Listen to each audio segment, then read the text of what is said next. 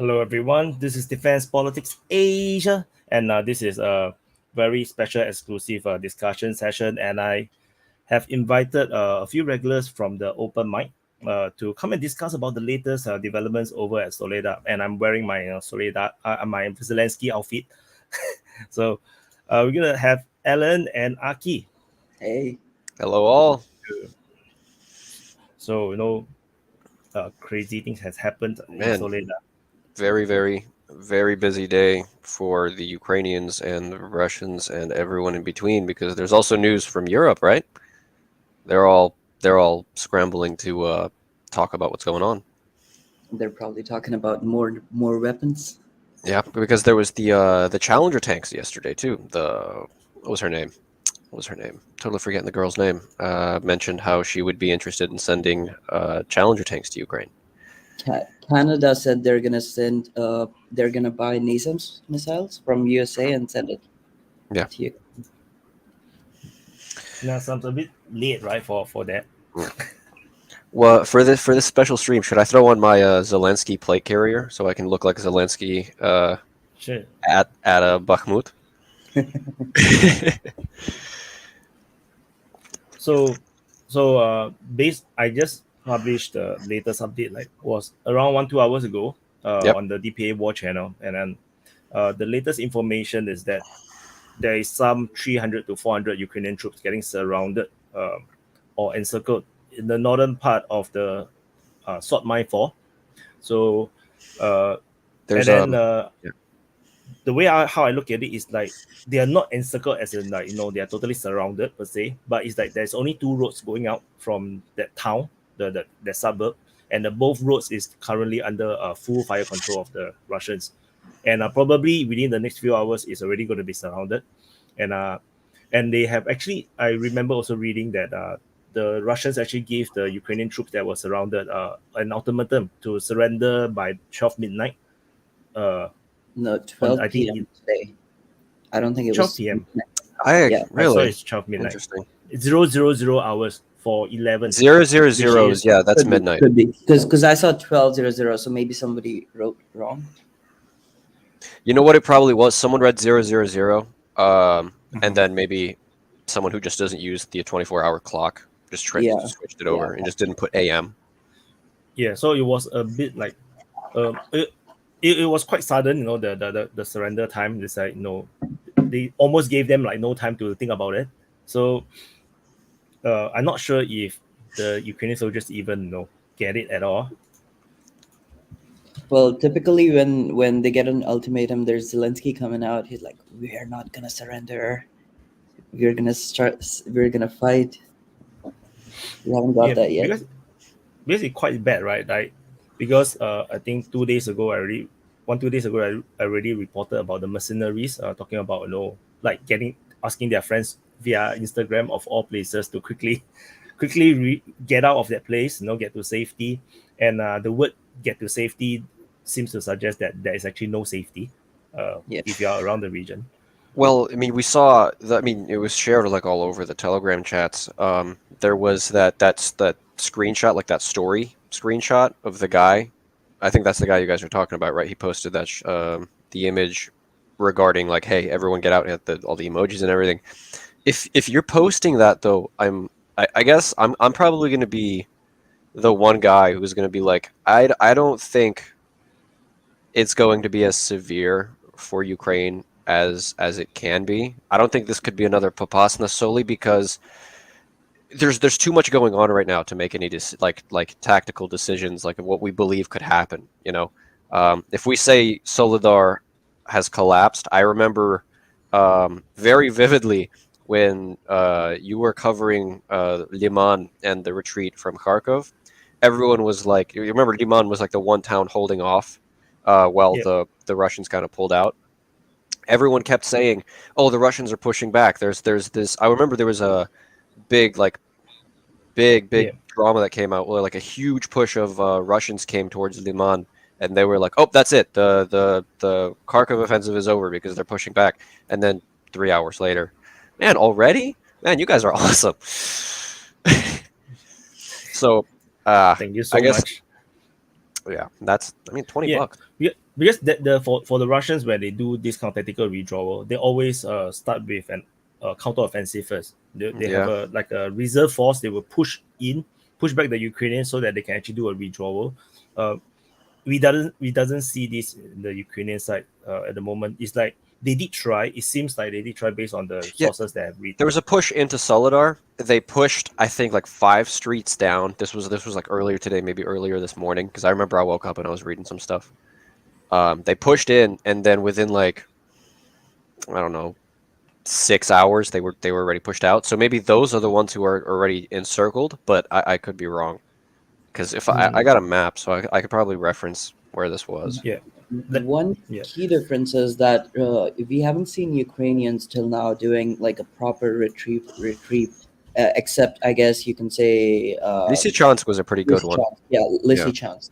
That's the only one. Apart from that, they don't really retreat. They stay as long as possible, and I think that's not very smart when you have limited. Because I think that's the plan for Soledar as well. Like from all the sources that I've seen, it seems like the Ukrainians are throwing people at the defense lines to try to hold off. But I did read that I'm not sure from a Russian source, pro-Russian source, but it's based on a video from a Ukrainian soldier that he said that the Ukrainian soldiers on the ground knows that they're going to give up Soledar. Like they know that they cannot hold it, but he cannot understand why the command continue to send troops in and then not just withdraw and save the troops. So I think the same thing happened. There's also a interview on CNN as well of similar things where they actually, according to this soldier, which they cannot name because of course they can for security reasons. At least that's what CNN. No, CNN that makes sense. That sometimes makes sense. Yeah. Then the soldiers said that they lost so many troops to the point where they don't even know how many troops they lost.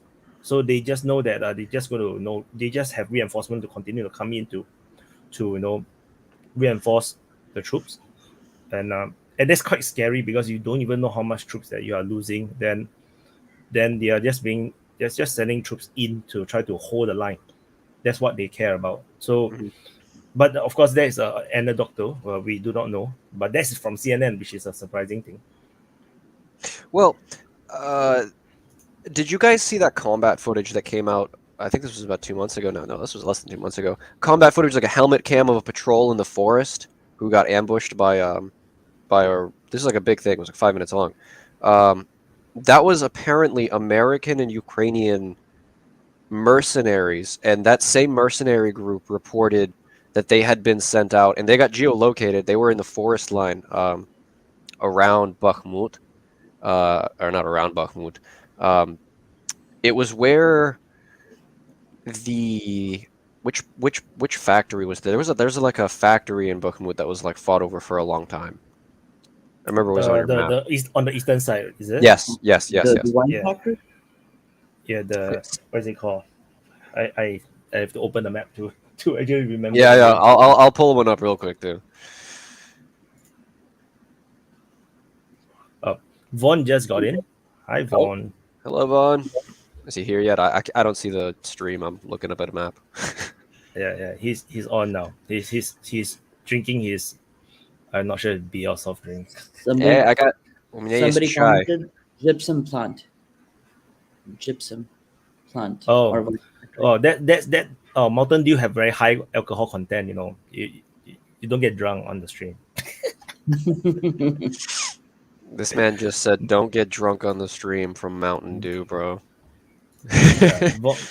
Vaughn, you're muted just in case you do not know. Huh? Oh, no, I was just gonna say. I mean, it's crazy how fast things are apparently changing in that whole area. I mean, it seems like all these different channels are posting maps, and it's like, dude, that map's like 3 hours old. This map, the other channel posted, actually shows the encirclement. I mean, it almost sounds. I mean, if it's to be believed, like if it's going down the way it's being reported, it sounds like they're almost in pursuit of the retreating Ukrainians. Yes. Like they're not letting up on them. They got them running, and they're going to run them into the ground.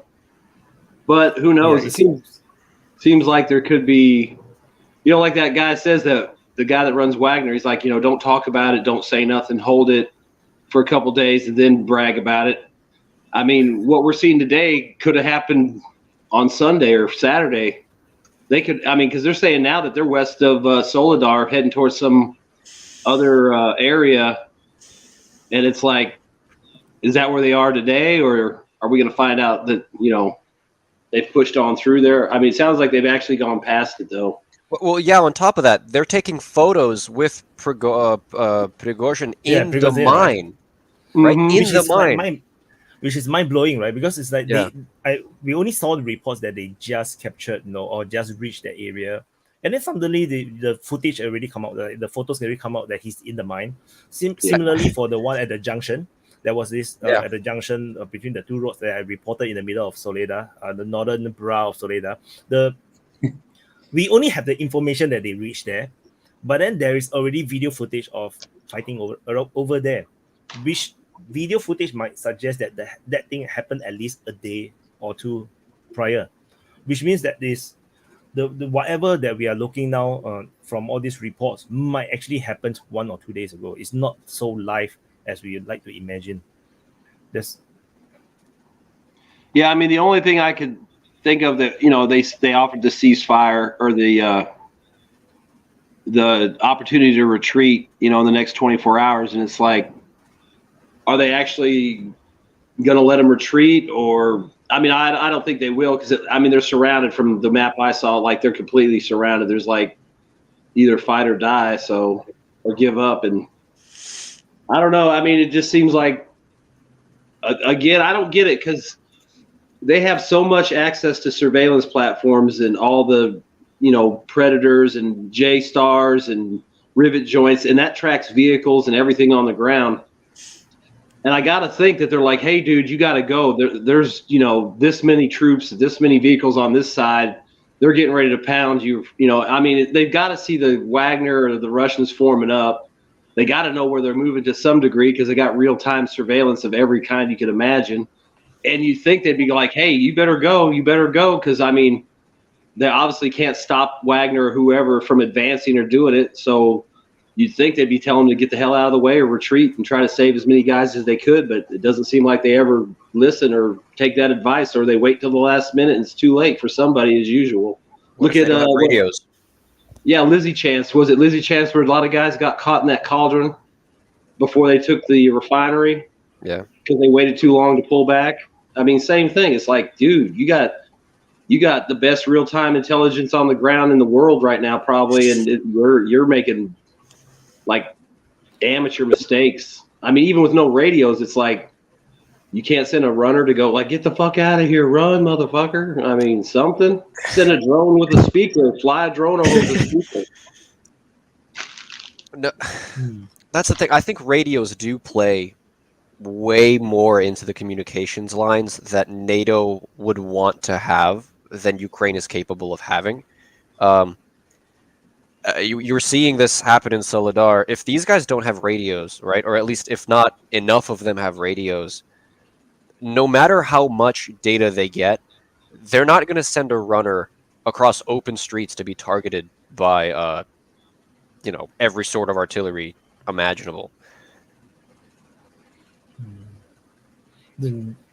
But you're muted. Usually, I would not think that there will be no radios. Usually, I would still believe that there will be radios. Do you guys? Usually radios can be easily triangulated and become a target for artillery as well. So, well, there was rumors too from the Duran, about the 61st Brigade withdrawing, and then I saw some other stories saying that other units had heard that and were starting to pull out and leave their positions too, almost like there was a panic starting. And I wonder if that's what allowed Wagner to make these big gains, that maybe a bunch of units got scared and pulled out real quick, and then they just jumped up and took. I'm sure they're fighting, obviously, but without radios, maybe this squad fell back and retreated. The other squad didn't know shit and stayed and died. That it's because it sounds like it's not even a whole battalion. It sounds like it's the surviving members of different units. So obviously they're not probably even able to talk to each other. And then I think that's quite normal, right? And then you think about it. There's that. In war.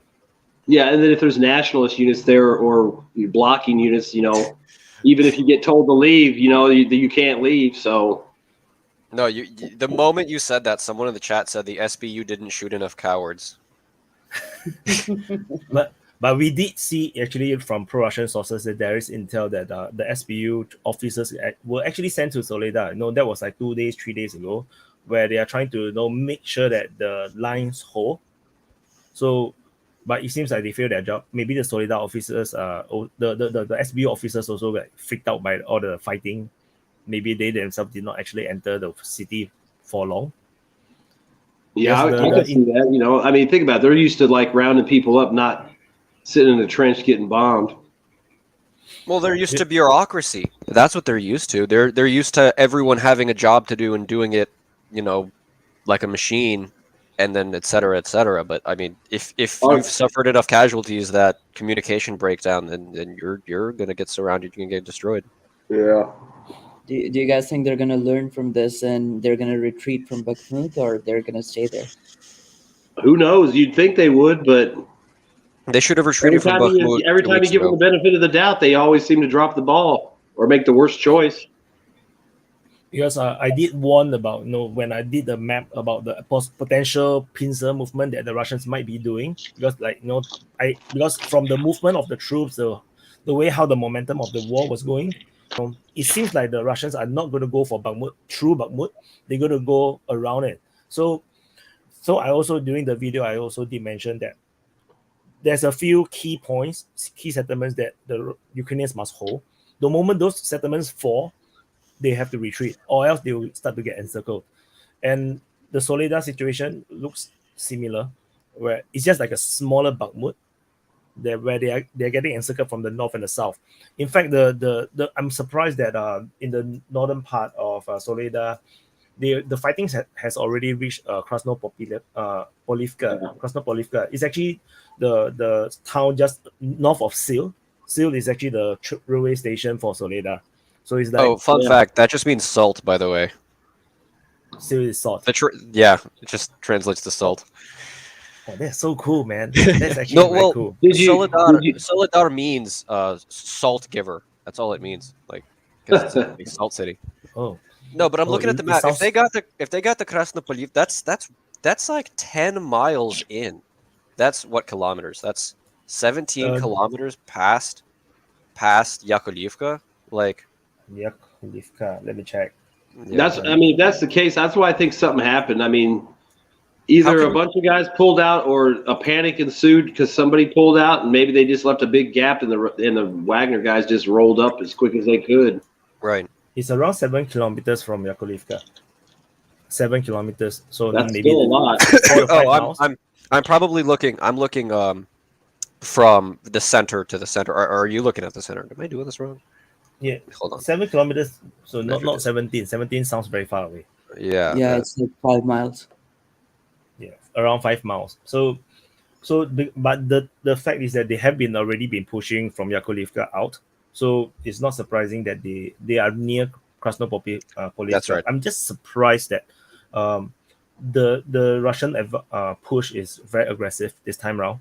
I mean, it seems a lot more aggressive than what I seen during the Severodonetsk time, the Popasna time, where the advance this time around it seems a lot more aggressive. It's like they don't even want to allow them to retreat, like, because if you capture Krasnopolivka, the northern retreat is gone. They cannot go to Siversk anymore. It's actually more than that. If you look on the map, their retreat from Bakhmut is endangered because they would obviously try to retreat first to Chasiv Yar and then Konstantinivka. I think that's how they would try to retreat from Bakhmut. And if you cut off Soledar as well. Yeah. So let me. There you go. So you were saying? So let me see your map. Okay.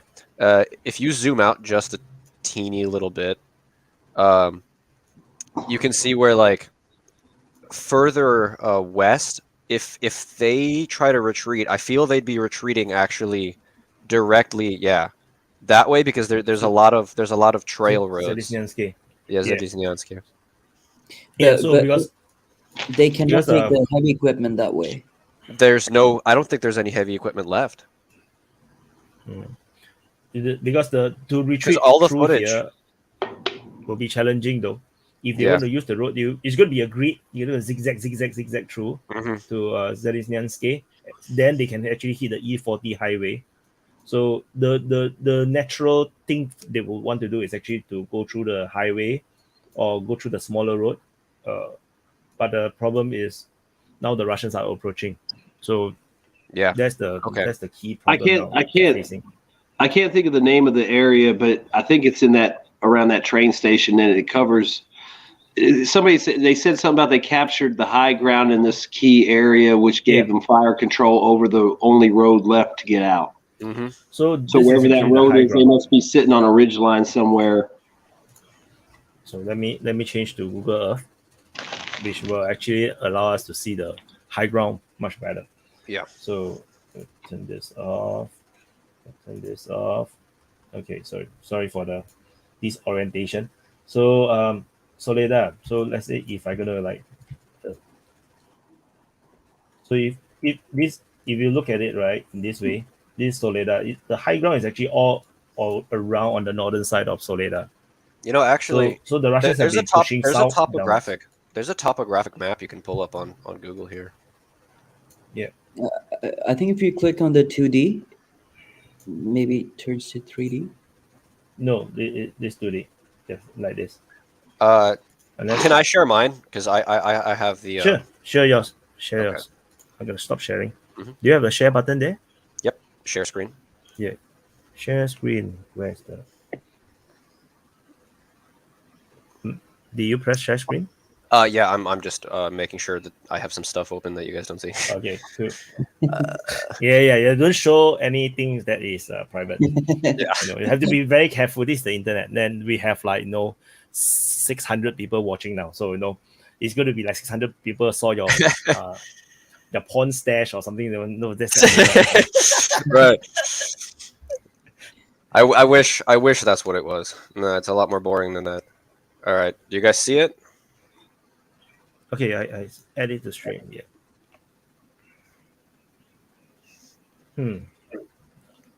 The relief map. Well, the reason this one's helpful because it allows you to see where. Do you guys even see it? Yeah. Okay. The reason this one's helpful, I think, is because it allows you to see the ways that Russia could move, right? And if they try to move towards Chasiv Yar and Kramatorsk, they have this huge ridge. I don't even call it a ridge line. Just a series of, I guess, high ground, a series of hills this way. So, do you think they have to go to Siversk? Because do you think they could be funneled towards there? I think it just depends on the only way they're getting funneled is if Ukraine has the military forces to funnel them. Okay. I mean, I think they're going to go wherever there's the least resistance.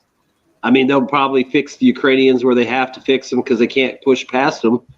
And I mean, not to make like a breakthrough thing, but they might start flowing through like water around there, trying to find openings. Right. Well, then again, Wyatt, you've talked about this before. Bakhmut is a huge it's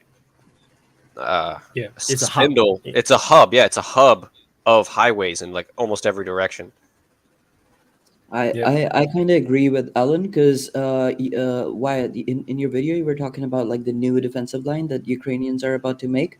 I think that's where they're all gonna go.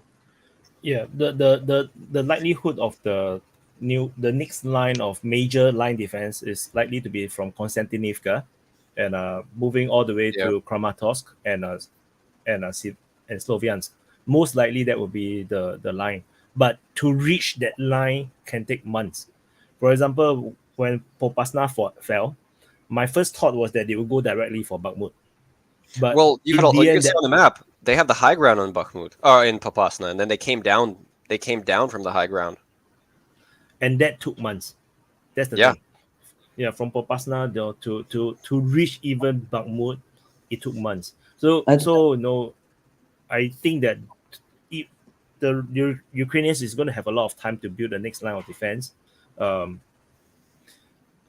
then this progress might take months before we even talk about fighting at Konstantinivka or Sloviansk or Kramatorsk.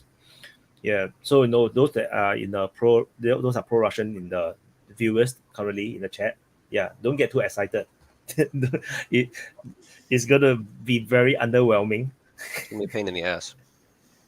Yeah. How long do you think it's gonna be until they reach Siversk? Are they gonna go to Siversk, in your opinion? What? Sivers is a problematic place because the whoever is commanding that place on the Ukrainian side seems to be really good at their job. Because ever since the fall of the entire Luhansk region, the Russians have failed repeatedly to try to penetrate through, what's it called, Verkhanokanyamske, Harkorivka, Sebryanka, even Bilohorivka. They just cannot get through. They can't even get through Spurny. It's like the Russians are just the entire line. They're just stuck there. I remember they held the high ground on it, so every time the Russians would approach, they had like a little canyon they could shoot down into at them. So no, that's why I did a video on the Sivers analysis. I say that it seems like the logical way for the Russians is actually from the south, from Rozdolivka. They actually try to attack the rear to cut off the reinforcement and cause a panic in the Ukrainian troops from at the front line to actually redraw. I think that seems to be more likely the case because I don't think they need to capture Sivers itself. As long as they can go around it and cut off the reinforcement or resupply route, I think the Ukrainians will have to redraw. The question is, how heavily defended are these outskirt regions? Because like when we look at the Soledar, they seems like there's a need to go through the center first, and then before they are able to go around it. How many I think you did a video on this. How many soldiers are estimated to be in like that region of Bakhmut, Soledar, and Siversk? Oh, I think the numbers is now changed. I think the Bakhmut region now, based on I saw some other people saying, was like 60,000 troops currently in the entire of Bakhmut region. Vaughn, you're muted. I was going to say, I've heard 60,000 quite a bit. That's a lot, man. Jesus. I mean, that was in the beginning, so who knows now? Okay. But well, I mean, I was thinking though, with like right now, it might, with all these units that got dumped into the Bakhmut Soledar corridor, and the fact that a lot of them are getting busted up pretty bad, and maybe even retreating and falling back, it might just be a thing right now where the Russians are just taking advantage of the chaos and just getting what they can get, and then they'll stop once the Ukrainians start firming up again, and then they'll just start slogging out again. But right now, like I said, I think we don't know, but I think there's a good chance that it's hot pursuit right now. They're filling the gaps and running them down if they can. Mm-hmm. Okay. And they might be able to get in. They might be able to get a little farther north and maybe start to get around behind Siversk a little bit. And like Wyatt said, if they can get a little bit behind there and kind of get that momentum moving that way, that might be enough to get them to pull out and panic. Well, here's the counter to that. If there's 60,000 in that region, okay, and I saw, this might be wrong, but it looked pretty legit to me, a draft note of the 300,000th Ukrainian. Did you guys see that? There was a draft note? Yeah. I think I shared it with you guys. Yeah. I saw it. Do you think that was legit or not? Because if only 300,000 Ukrainians have been drafted, then that's insane to think about. And then on top of that, going back to Vaughn's point, if they do start to kind of pull up behind them, why don't they blow the bridges on the Dnieper? They have 60,000 Ukrainians like trapped on that side. It's over. That's if it's 300,000. Additionally, I guess to the wherever they might have had casualties, it's just like, where is? I don't know. I mean, that seems like 300,000 is so low compared to their million-man army brag. Right. And then, I mean, and plus they go around and force people to get their summons and drag people off. So maybe it was the 300,000th person to get one, but there's still other people that got them past. Like, you're number 100,000 or you're number 200,000. It could have been something like that just got lost in translation, because if they only got 300,000 guys plus the 700 they started with, we could say regardless of alive or dead, there's probably at least 300,000 guys out of the fight. So they're sitting back at 700,000 max, and they still got to protect Western Ukraine, Southern Ukraine, and Odessa. Northern part as well. Yeah. and on top of that, they got to keep trying to hold the Russians in the middle. Well, that's what I'm saying. Why not? They're running out of places. They're running out of guys to put in places. Because really, the big key is how much is it sitting in Western Ukraine, holding back to that they think they're going to need for the northern border. I mean, there's got to be something worth a damn sitting there. I mean, or are we going to believe they pissed away all their best equipment? I mean, I'd hate to think they did that, but they don't seem to be making very good choices in a lot of other places. So maybe they did piss away everything, and all they got left is territorials. Then again, could they blow? Okay, I guess I'm harping on this point because I think it could be like the game changer, right? If they blow the bridges on the Dnieper, those troops are trapped and they're not getting reinforced. It's over for them, right? Yeah, but like Drew, that one guy Drew was saying, why not leave the bridges up and let them keep coming in and getting killed? Because if they have 300,000, let's say 400,000 soldiers, and 60,000 are trapped on one side, that's not a small amount of their military. I mean, it would be a huge hit no matter what. I think it just depends if they want to kill them or capture them. Yeah. If they want to demilitarize, there's no way they're going to capture 60,000 people, man. Yes, my theory was that depending on what you look at, the objective of the Russians objective is demilitarization. They want to wipe out the Ukrainian military. Then if you blow up the Dnieper River, they're just allowing Ukraine to have a lot of time to build up a new army on the western side.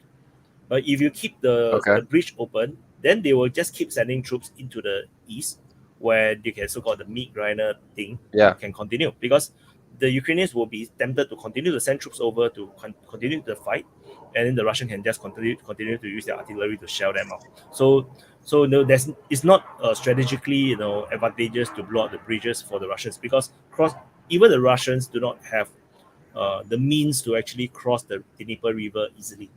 So no, like there's the same reason why they are not taking Odessa just yet, because the amphibious ability is pretty limited on the Russian side. Yeah. That's a given. What about the Dnieper River? Does it freeze in a way that vehicles can pass on it or no? I don't think so, right? Maybe some of the small channels between the islands might, but I don't think the main channel would. Definitely the southern river doesn't freeze. I will tell you that much. Bakhmut River. I think that should freeze. I have seen pictures of rivers frozen in that area, but they're broken up because they're driving vehicles through them and putting bridges over them and stuff. So, I mean, they're freezing, but it's probably not enough for anything to go across except people. NASA says that the Dnieper freezes, so. Well, it's not just freezing. It's supposed to, like, it's the thickness of the ice. Like, just freezing doesn't really help too much. I don't know if we could trust NASA. They had Nazis in their ranks. They had a picture, man.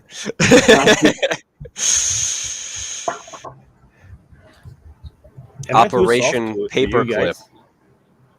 Someone said that every time I talk, he need to turn up the volume. Someone said that I'm talking very softly. Let me move my mic nearer.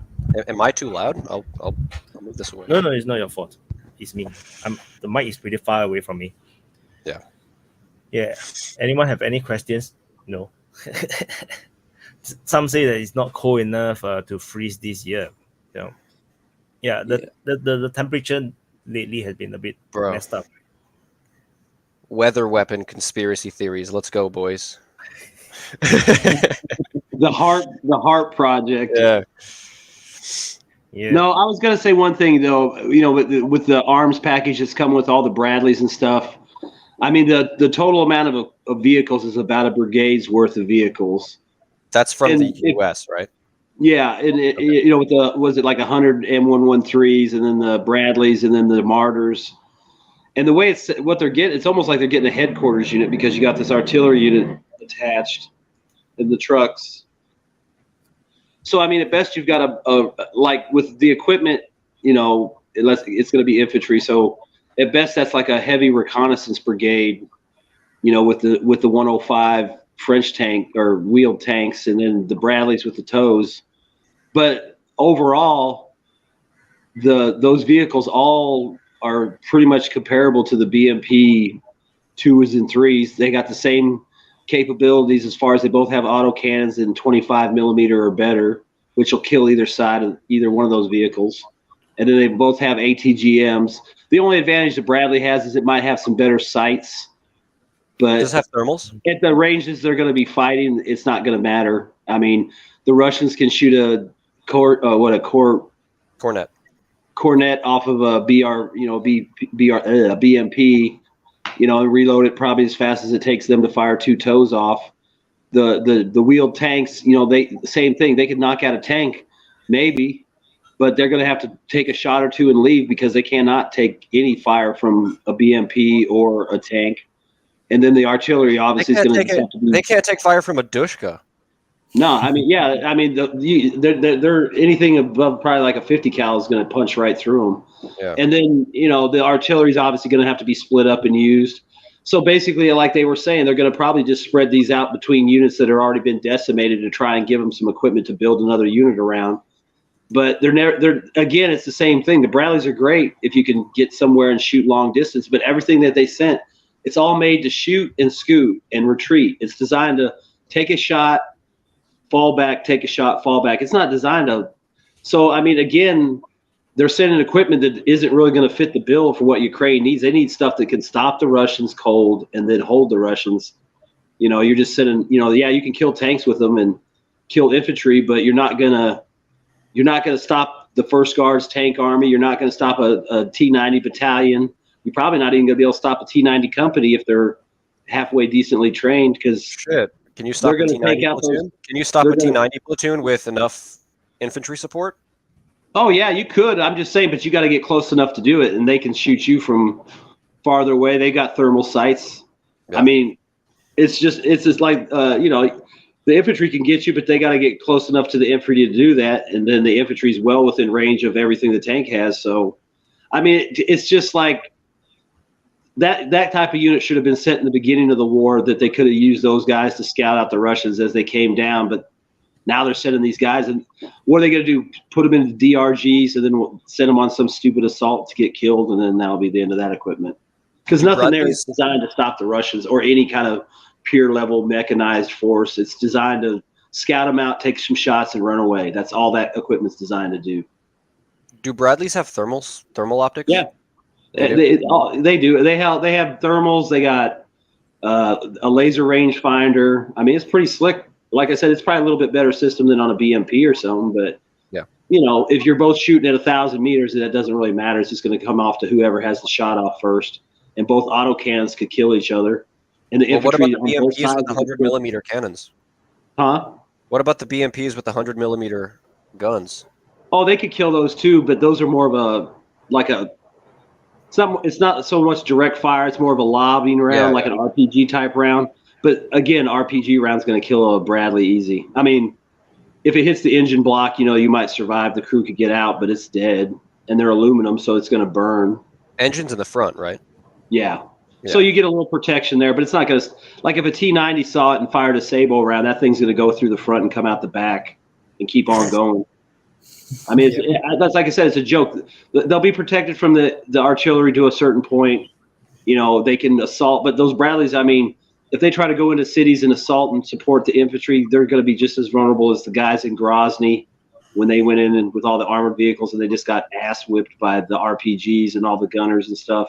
It'll be the same thing. They're great, but once you close with infantry, it's an equal fight. Yeah, which is why tanks is a thing, you see, because I think on Twitter I did reply someone, though the reason why tanks exist is that the tank is basically the ultimate weapon. It kills everything. As long as it sees you, it fires at you, you're dead. And the tanks will also be heavily armored to the point where most things can't kill it except for another tank. Usually. Except that modern days, ATGM is pretty good. So that's why tank is still relevant. Infantry fighting vehicles cannot replace a tank. It's just a different kind of weapon. So if you have a weapon that can kill literally everything with one shot, it's a totally different thing. I think which is why the Ukrainians really wanted the tanks, because without a tank you can't really do an offensive. You can't really attack. whatever the NATO or the Western side is trying to develop for the Ukrainians based on all the Marders and Bradleys, is still the most is just a mechanized infantry kind of a formation, which is mostly more defensive than offensive, because without tanks you can't really push.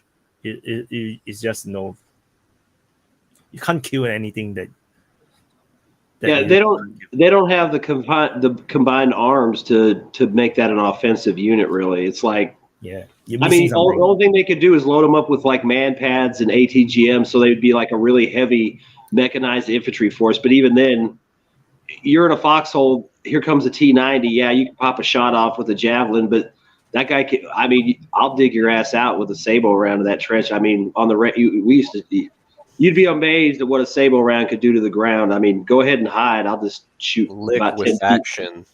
Well, I mean, you could just aim about 10 feet low and shoot into the dirt, and it'd probably go far enough in and dig them out. I mean, that's what I'm saying. There's just nowhere to hide from that kind of shit, and they're sending the worst thing to go up against tanks. They work with tanks, not against tanks.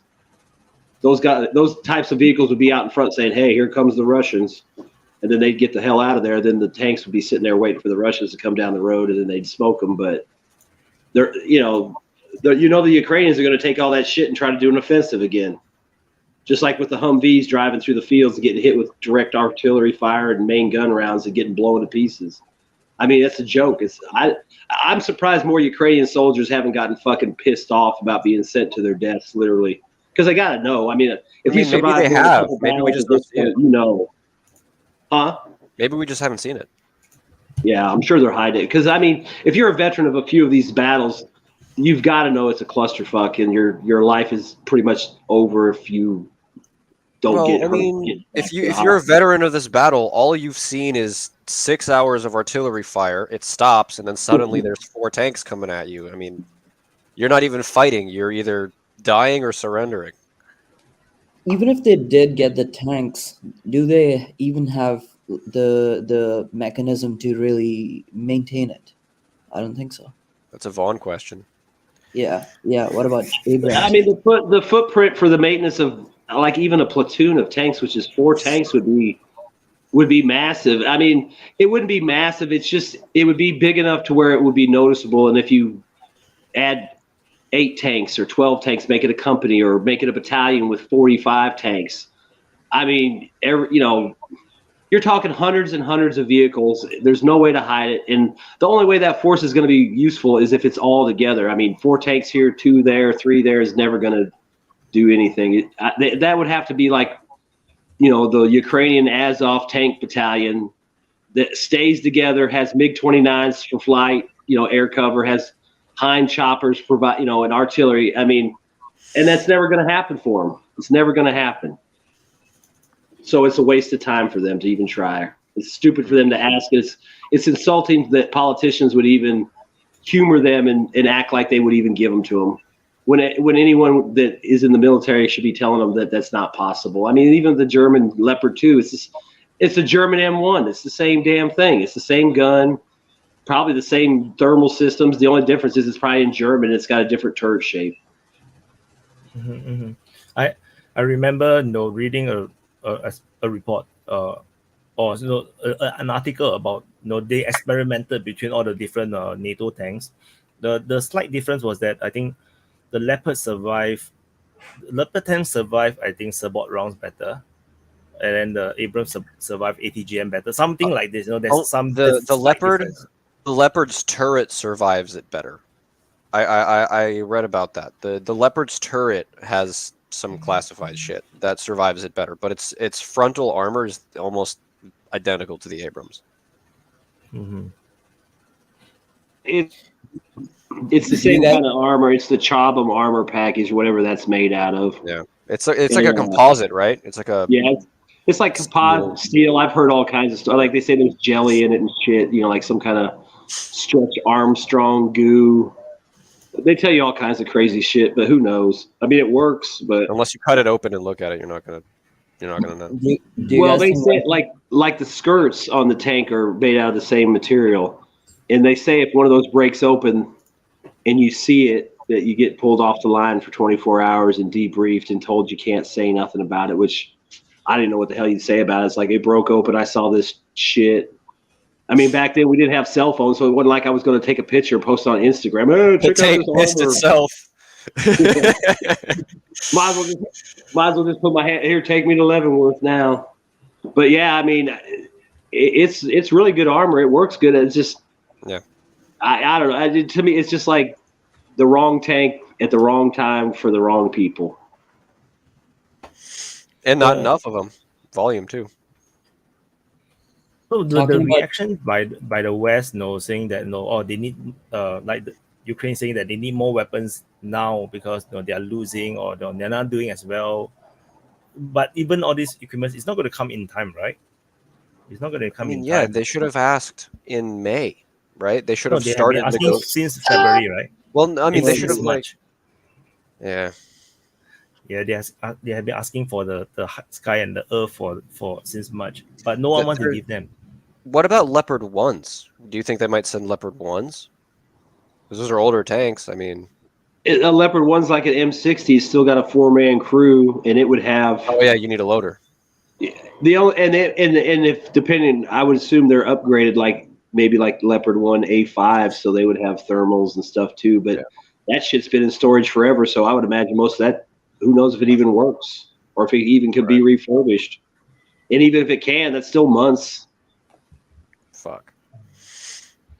Well, then why discuss it now? They should have been training on these tanks before the war started, like a year or two before, if they actually wanted to have a shot at using them. Well, I mean, this is all just good. I don't think Russia would allow them. Bullshit. Huh? Russia wouldn't allow them to train on them, probably.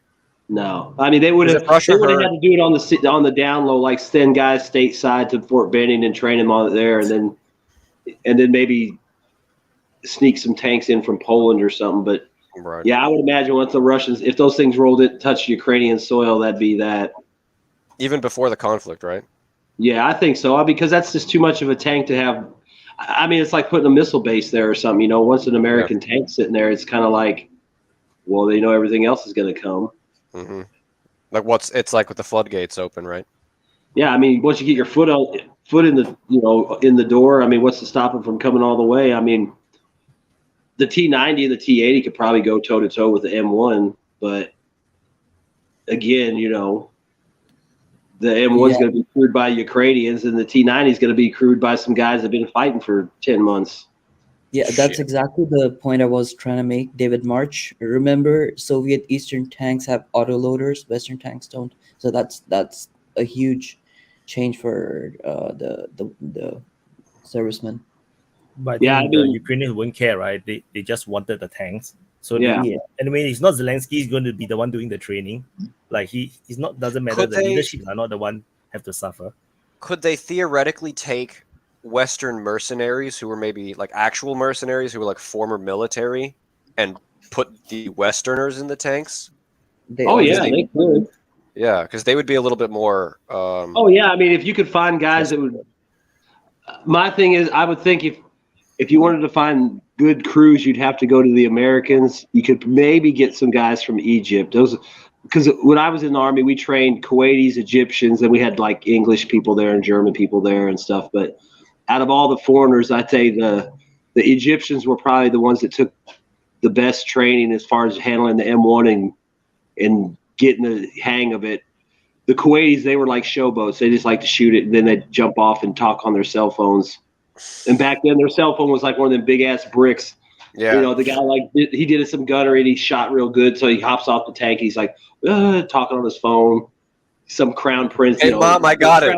He's one of the crown princes Kuwait, so, there's like 500 of those guys. But, I mean, you'd have to – I wouldn't go picking Saudi crews or, Polish crews maybe. Well, no, they're not even really trained up either. They're just now getting them. So you'd have to find American mercenary tankers that would, and they would probably do it, but you'd have to pay them probably up front. I mean, I'd let my cash up front. Because they'd be priority number one, right? I mean, that's the thing. That thing would become the most biggest target in the world. Think about it. If Russia could destroy those tanks and then just drag one back to Kubinka and put it on display next to the 777 they got. Shit. Imagine Yeah, imagine mounting up a destroyed. Maddie. Oh, Welcome, think about Maddie, it. because he's the Hey, expert man, in they- all they- these oh, love- the stuff. M60 tanker. They'd love to get a Leopard 2 in there too, you know, so it could sit with his grandfather. Maddie, I think you're echoing. Oh, your audio is shit. Yeah, You we need to can't hear reconnect you. your earpiece. Yeah, it's horrible. You need to reconnect. Reconnect. No, cannot hear you. You are so muffled. Yeah, you got jammed by the Russians. it sounds like we're talking over. Your mic is not working. It's your mic. Your mic is okay. Yeah, he knows. Okay, he's gone. Speaking So of the Russian Russians, jamming works. speaking of But I mean, Russians, think about it. The Russians would love to capture a Leo 2 so they could put it next to its grandfather's at Kubinka. Yeah. And they'd probably paint an Iron Cross on it too, just to make it even more insulting to the Germans. Do you guys think Russians are going to mobilize again? No. Not unless something really bad happened and they lost a lot of people. I don't see why they would have to at this point. If they're fighting the way that we think they're fighting, which is to hold, just to push and pound, and they're being cautious and trying not to have a lot of casualties, I don't see why they would need to mobilize. I think they were smart enough this time to make sure you ain't got no 6-month contract. You're in for the duration if you got mobilized. Could they maybe lean more on hiring more people or transferring more people to the Wagner group, having more people operate out of that? I don't because know if then Russia could step away from it realistically, right? Legally, they could step away. I don't think Russia would. I don't think the Russian government would want Wagner to have that kind of pull, because he's already going to be. Let's put it this way: the way it's going for Wagner, if it's going the way that the news is saying it's going, the guy, the Provoka guy, whatever the head of the Wagner, Prigozhin, yeah, Prigozhin, he's the new fucking Zukov of Russia. Absolutely, he is. Fucking all the soldiers love his ass, man. He's gonna have to be reined in. He's gonna get the glory. He's gonna get the fame. He's gonna get all this clout. But I guarantee you, they probably don't want him getting too big of a private army, because I mean, obviously they can perform, and then you got to worry about loyalties. It's like, I do a good job. Putin, he's my boss, but I'm getting the job done. I'm the one getting this shit done. So maybe I should be in charge. And then he's got, God knows how many loyal guys scattered throughout the Russian military that would fuck the government over in a minute. I think as soon as this conflict is done, all of the Wagners, they're going somewhere, probably Syria or somewhere. Africa. That's not a bad idea. Yeah, Africa's a big one. That might be something too. Putin might order them out of the area so that he can keep them busy at a distance and not at home getting strong, or building popular support to where maybe they could. I mean, because he is more of a nationalist probably than Putin is. So he would probably align with the hardliners. He's on the same tier as probably Medvedev. Yeah, so I could see them getting together, being like, thanks, Vlad, for the helping hand, but it's time for you to go. Yeah, I don't think they would screw him over like that, but I think Putin knows. I think Putin knows the length of the chain to keep them on, because I mean, looking at it realistically, Putin he's not dumb. He knows when someone needs to be taken out of the picture, and you can look back at the last 30 years of history for that. All those windows. Terrible accidents. Commanders. One thing I wanted to say, we were talking about, you were mentioning Western tank deliveries, right? Leopard 2s, Abrams, all of this. Maybe. Something that I think obviously they're not sending them yet, but we're discussing it as a possibility, right? Something that gets lost in discussions of Abrams, Leopard 2 versus Russian tanks. No matter how pro-Russian folks are, they got to realize if a T-72, even a modernized one, goes against an M1A2, it's not a fair fight. The Abrams has the advantage. But in the environment that tanks are operating in Ukraine, most tanks aren't getting knocked out in tank-to-tank engagements. We know this from footage. Overwhelmingly, it's anti-tank missiles, it's aviation, it's artillery. from the side profile, an Abrams is worse protected than these Soviet tanks. They're not using explosive reactive armor. Only the first third of the hull is actually protected by soft armor, and then you have maybe 50 millimeters, right? It's not composite. It's just structural steel. Or Well, it's rolled homogeneous steel. Yeah. But my point is, it's everything can go through that. Literally everything people are using, whether it's Russian ATGMs, Western ATGMs, it doesn't matter. Heck, an RPG-7 can probably go through that if it has a tandem warhead or whatever. Just the point is, if these Western tanks did go to Ukraine, it doesn't matter how good they're going to be on tank-on-tank engagements. That's probably not what they're going to be thrown into. They're probably going to be thrown into open fields, charging at Russian positions, getting shot at by Ka-52s or artillery or whatever. So yeah, they might, like an M1 Abrams is a better tank than a T-72. At least the modern Abrams are. They just are. But if they're being used in an unsupported manner, as Ukraine consistently uses its armor, they're just going to get wiped out. It doesn't matter if it's the newest Abrams on the block. Tanks aren't invincible, Yeah. And the other thing too, like you see a lot of both sides using their tanks to fire artillery strikes. We never got trained to do that in the M1, and I'm not saying you couldn't, but with the round and plus the rounds we carry, they're not really made to do like artillery shots. A heat round will blow up, but it ain't really going to blow up like a high explosive 125. And a Sable round would be pointless to shoot at anything other than another tank or a vehicle, because it's just going to they'll put a little hole through the brick and keep going until it stops, and that'll be it. It won't do anything. So again, they'd probably try to use them like artillery too, and then not get shit results out of it and not realize that they're just wasting their time. I think the war now in Ukraine is just all very small squads kind of attack, maybe company size usually. So they, even the Russian side, when they attack, it's not really a combined arms kind of thing. It's also maybe one or two tanks, maybe with infantry and some infantry fighting vehicles, and they just try to push the lines, push the front lines, which is what the Ukrainians are also doing.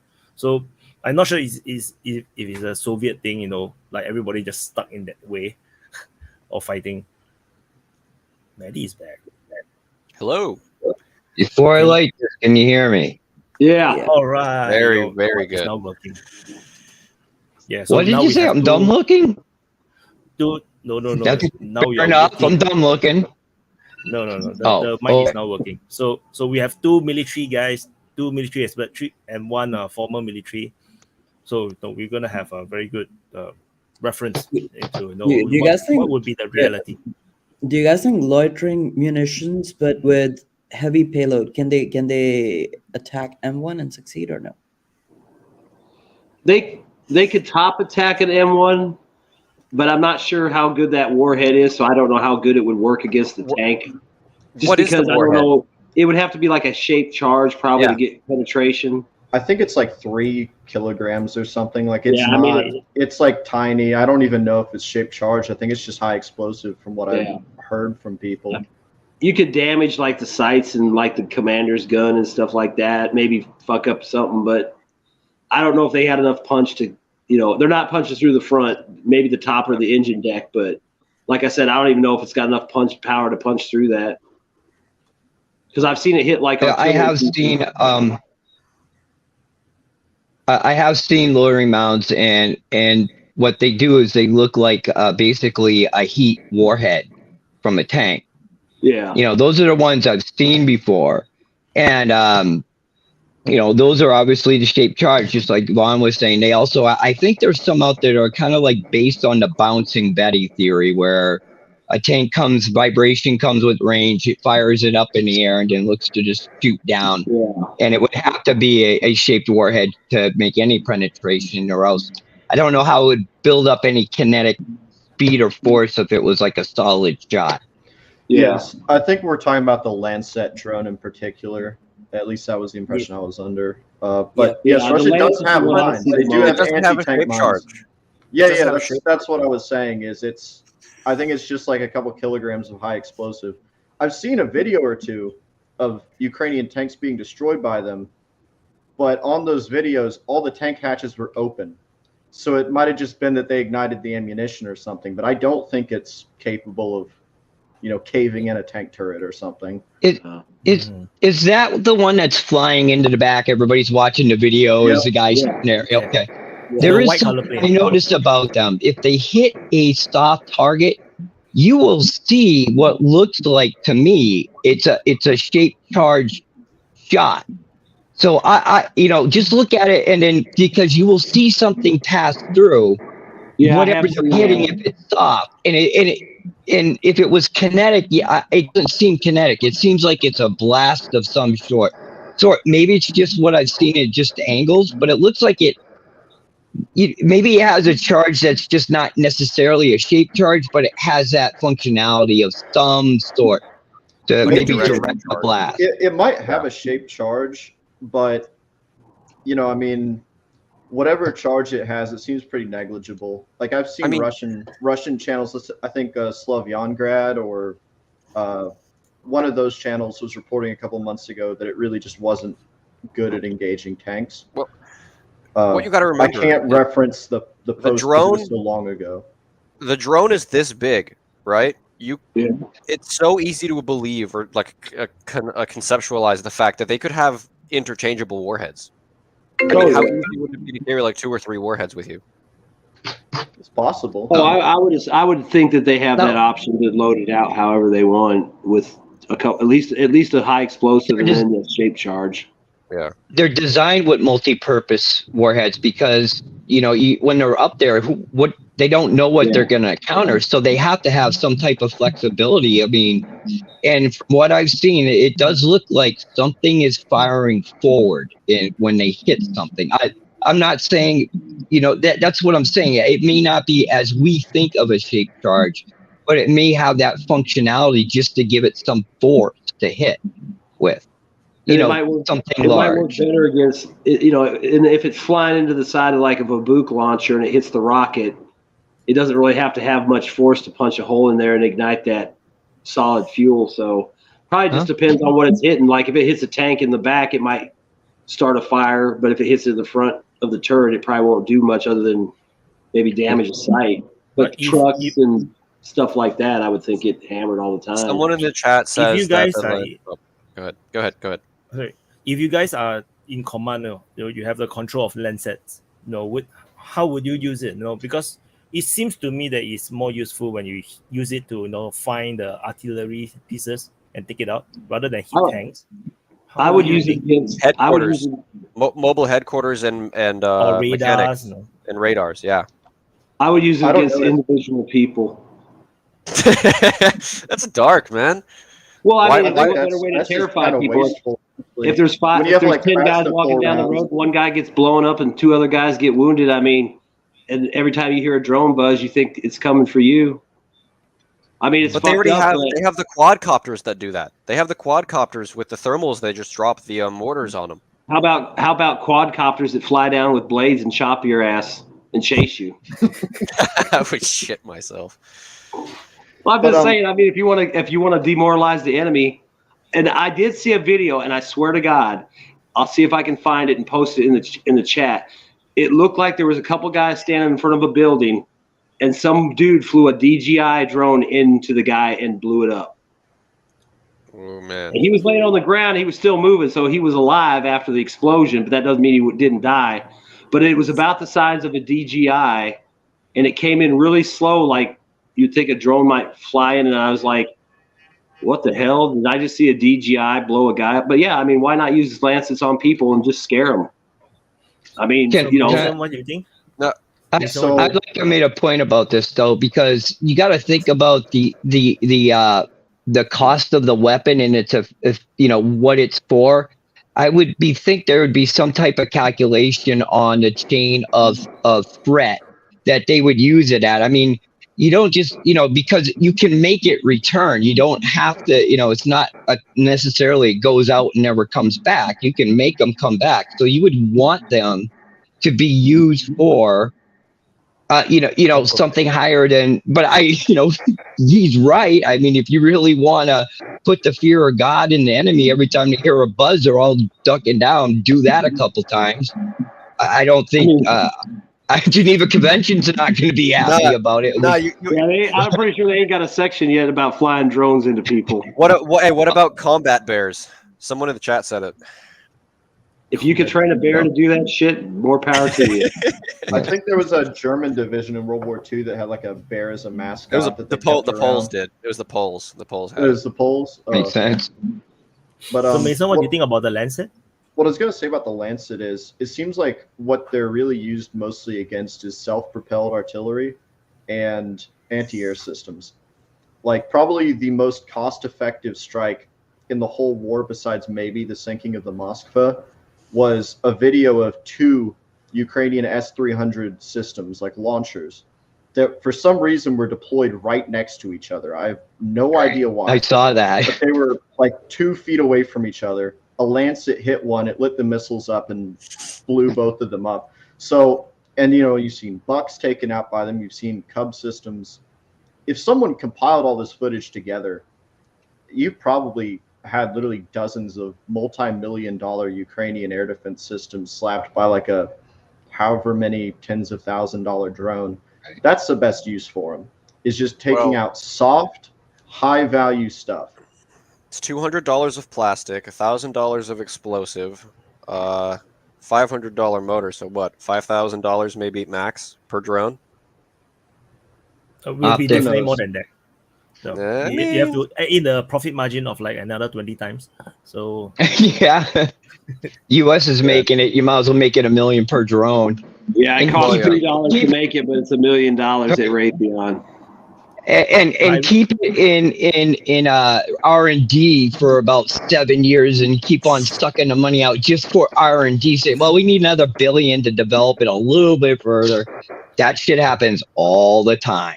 Someone said $50K for a Lancet. Huh? Someone said $50K for a Lancet really? in the chat. Yeah. Wow. What were those what were those one drones that were the U.S. was using early on? The suicide drones? The Switchblade. Yeah, I saw on one of the dark web places you could get a Switchblade for like $7,000. If I'm not mistaken, but it was a smaller. It was a smaller switch. It was a smaller Switchblade. It was a smaller warhead. So the two, I think. Yeah, it was like the Switchblade 300 was 7,000 or 4,000, I think, and maybe the 600 was 7,000. But I didn't have any. In Ukraine seems to be pretty much a failure, right? It doesn't seem to work very well. I think they're very short-ranged, from what I've heard. Here's a question. We're talking about drones. Anti-drone guns, like the high band, the high frequency, and multi-band guns that they have. How do you guys think that those are affecting, I guess, combat? Yeah, the Russian MOD just showed a video. I think Russian MOD or don't know which channel. I saw one from like July. But not sure if it works at all. Can I get back to something you guys were talking about? Because I'm sorry, it was something that came up and it's been spinning in my head. I caught you guys when you're talking about Bakhmut, Soledar, what's going on. Yes. Which is the title of this. Yeah. Go ahead. We should be talking about this actually. And I was putting in the chat that, and I sent you this something about this, Wyatt, about the Russians, and I don't mean this like for civilian evacuations. The Russians use a tactic where they will put you in a pincer movement, but they're going to leave you an escape route that ends in some place of their choosing. And they're going to give them enough room of escape to get through, but maybe have to leave all their larger weapons, or maybe they'll make it wide enough where they can start chewing everybody up as artillery as they get out of the pocket itself. And the idea is to squeeze it like a zit. And the reason I bring this up, and because I think this we may see it. It may happen. I'm not saying it will, because I'm not, I'm in no way affiliated with anything in the war service or anything. But the reason being is that if you have such a hard nut to crack, instead of you slaving away and digging these guys out one by one, you just make it so miserable that they leave on their own. And the only way you can do that is try to give them a way to get out. It doesn't mean you're letting them go. What it means is you're letting them get out in a current tactical situation to get out into the open, in this case, basically, and out of the salt mines and all that shit, and fight them out there instead of battling it and circling it. Because when you encircle a place, you got to keep it encircled, or else it doesn't work. So you're wasting resources just hanging around doing nothing, waiting for events to to deteriorate inside enough where they give up. But sometimes it's better to just squeeze them like a zit, let them get out, and then destroy them where it's much easier to do so and a more convenient time maybe for you. Well, it's in the art of war, Sun Tzu says, if you corner a rat, I might get the words wrong, right? I got the book. Do you want me to quote it? Yeah, quote it. But it's essentially like, if you corner a rat, even a rat will fight. So unless you can totally surround an enemy, right, and you have the forces to do that, then it's really a bad idea to give them no avenue of retreat. Like, if Russia had the ability to just willy-nilly encircle Ukrainian units, right, throw 30,000 men to hold them for a month till they run out of stuff. Okay, fine, but that's not the situation. So right now, letting them flee along exposed corridors where you have fire control, I mean, that seems to me like exactly what Russia's been doing throughout this whole war. And I don't think it's unintentional. Right. And I totally agree with you. I'm glad, Mason, somebody else sees it and understands. If you read the history of Russian history, you can even say, but Russian military tactics stuff, and as it developed and stuff, I'm not like this big knowledgeable guy. I just know what I read and what I was trained with and stuff like that. Is exactly like he said. They've done it. They did it during World War II, and it's all. The problem is the media. Because we saw what happened when sometimes, Mason, when this was maybe taking place, and everybody's complaining, oh my God, they can't close the pocket. Oh my God, they're letting people go. Oh my God, hold on a second. Think about what they were doing. They were squeezing an entire city. Do you want to dig them all out in the city? Or would you rather they get out further away from the city where it's much easier to destroy them without risking the civilian population? Because I saw that a lot. It was like, oh, they're losing, and blah blah blah blah blah. When you make and use tactics, there's something that comes with tactics. It's called time. You have to give things time to develop. So sometimes a trap that is set has been basically planned a while ago. It has a beginning, and it has its trigger, and then it has its results, whatever they may be. But that's the whole time. Sometimes people lose track of the scale of distance and time in all this. And I'll just end my rant there for now. Well, hey, I was going to say it's a different stream, and I don't, but there's a guy here called Jackson Hinkle, and he's fairly popular. I think he's got hundreds of thousands of subs. And he's getting ready to go. He's getting ready to go on. He's talking about how Russia's captured Soledar and there's trapped soldiers, which is good in the sense in the States. That guy gets a lot of coverage, so that story gets out, and a lot of people. My mom loves that guy. Yeah, well, he is a handsome young man. He is. I'll give him that. He has beautiful hair. Oh, all the time. I mean, I'm sorry, on Wyatt though. But I'm just saying that's a good thing because his demographic. It's good that that story's getting out and people are hearing it, and he's pretty hardcore about supporting Russia. I'm in his demographic, which is weird to see someone my age, and it's like, dude, how are you already doing that? Maybe he's one of the guys I heard talk about MAGA communism, MAGA socialism. Yeah, I don't know about that one, but yeah, I like where he's coming from. I think his heart's in the right place. His heart's in the right place. The thing I have with him is words around, he can be forgiven. Well, the thing is, he calls himself a Marxist Leninist, like representative. Like he calls himself bad branding. Yeah, he's like I'm a socialist, I'm a communist, but I'm an American patriot. I mean, he's pro-Christian too, which it's kind of impossible to square with communism. I'm sure a lot of our pro-Russians will scream at me for Chat's that. about to go boom. It is what it is. Yeah, I don't want to go down my beliefs or anything like that. Yeah, no. It's just I'm just saying that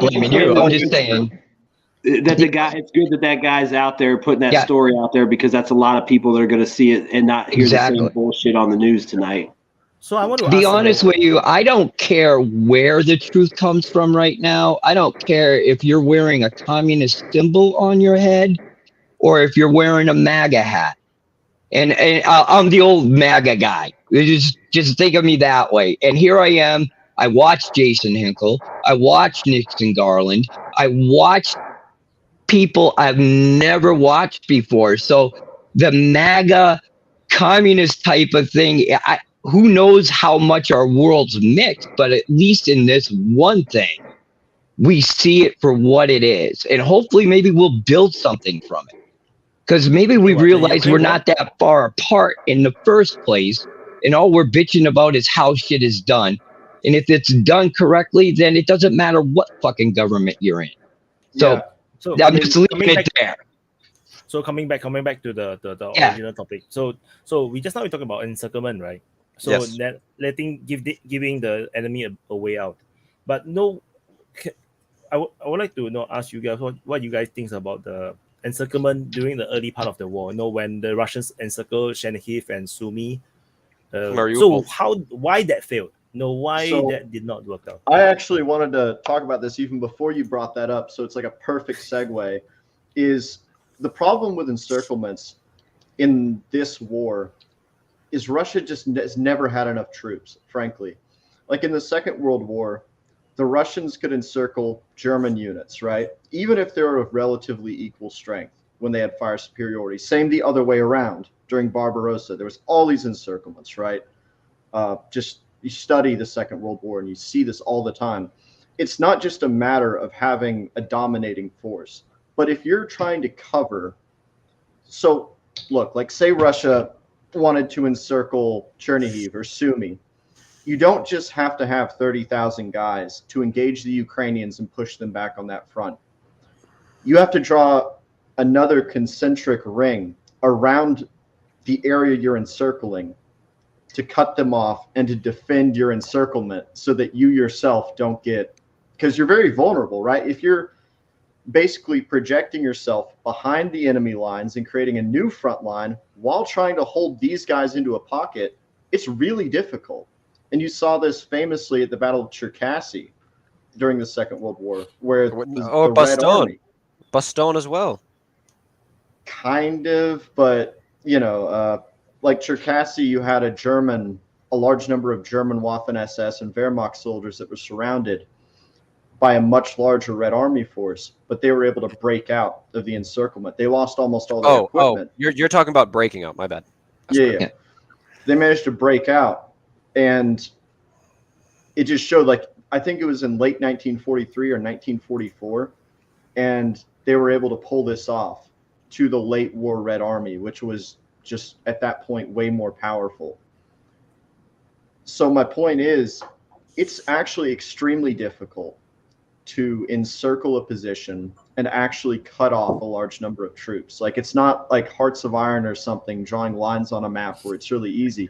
You have to have a crushing local superiority to pull it off. And you got to be able to chase them around some too. Yeah, and I think Russia does have a very clear advantage over Ukraine, but they've kind of already thrown that opportunity away.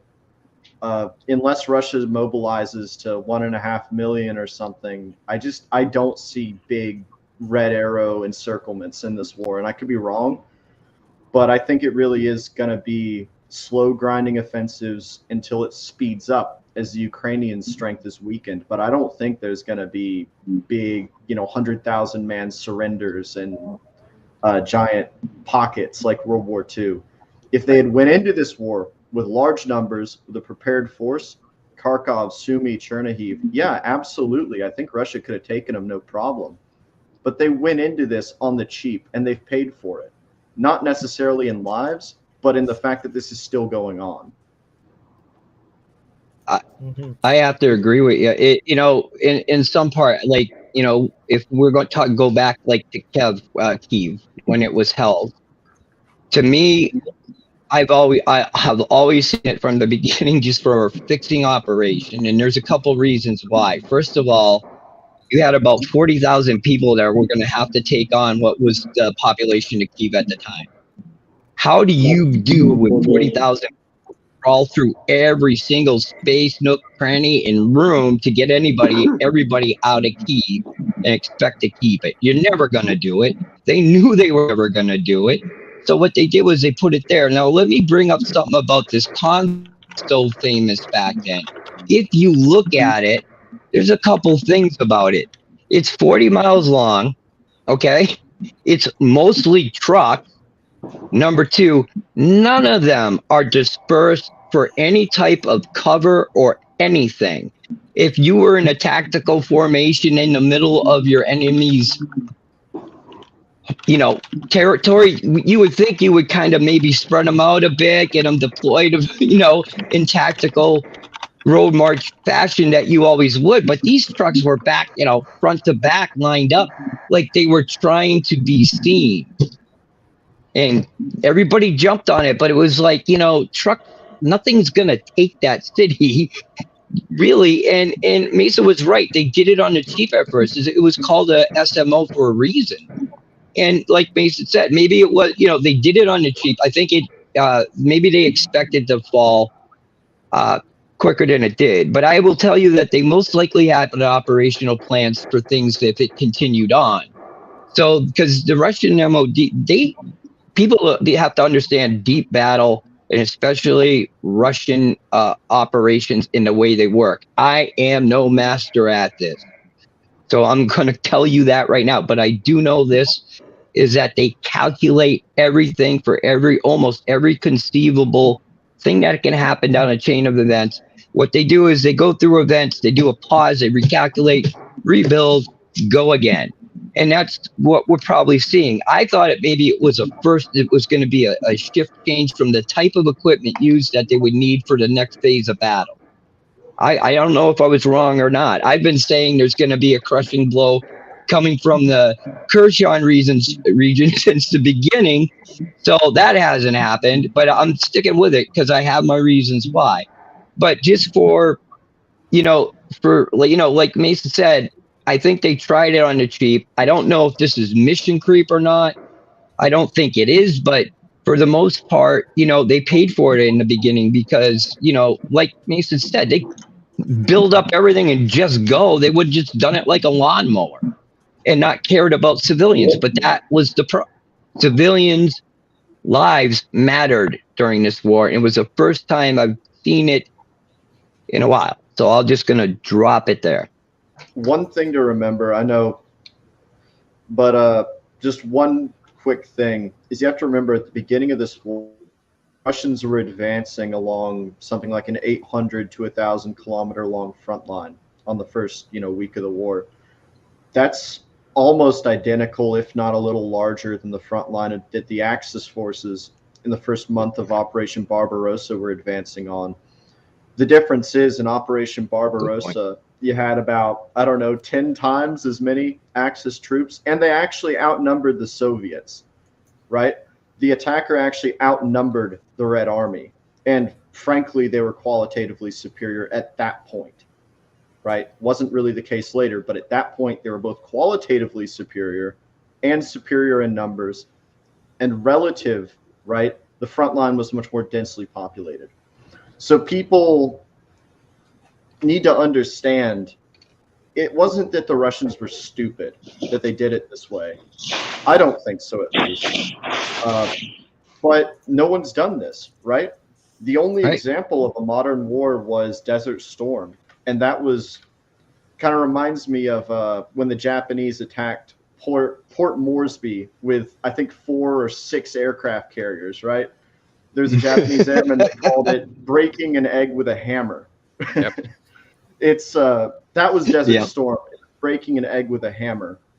So the Russians, they looked at that and they looked at their experience in Syria, and I think they just misjudged what their capabilities were. And I think Russia is a very strong country. I think its wartime potential is immense, but they totally misjudged what their abilities were with that peacetime army. Basically, they followed America's lead too much on military developments. They thought a small professional army would get the job done, but sometimes, like Stalin said, quantity has a quality of its own.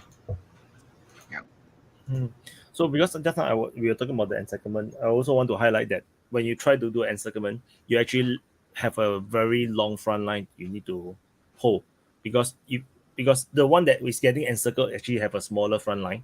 The one that was surrounding it actually needs more troops to actually surround the troops.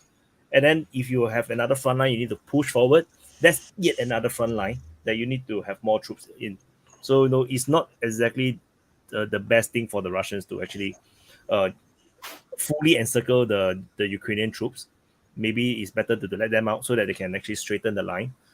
I think that's something that I thought that people need to also understand why encirclement might not be the best thing to do. Although they can always threaten and intimidate the Ukrainians into a surrender, but I don't think it's a good idea to just to fight then an encirclement.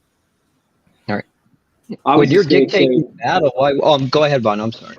Oh, I was just gonna say with like what Mason was saying, I do think the Russians looked at how America's fought over the last 30 or 40 years and thought they could, copy that.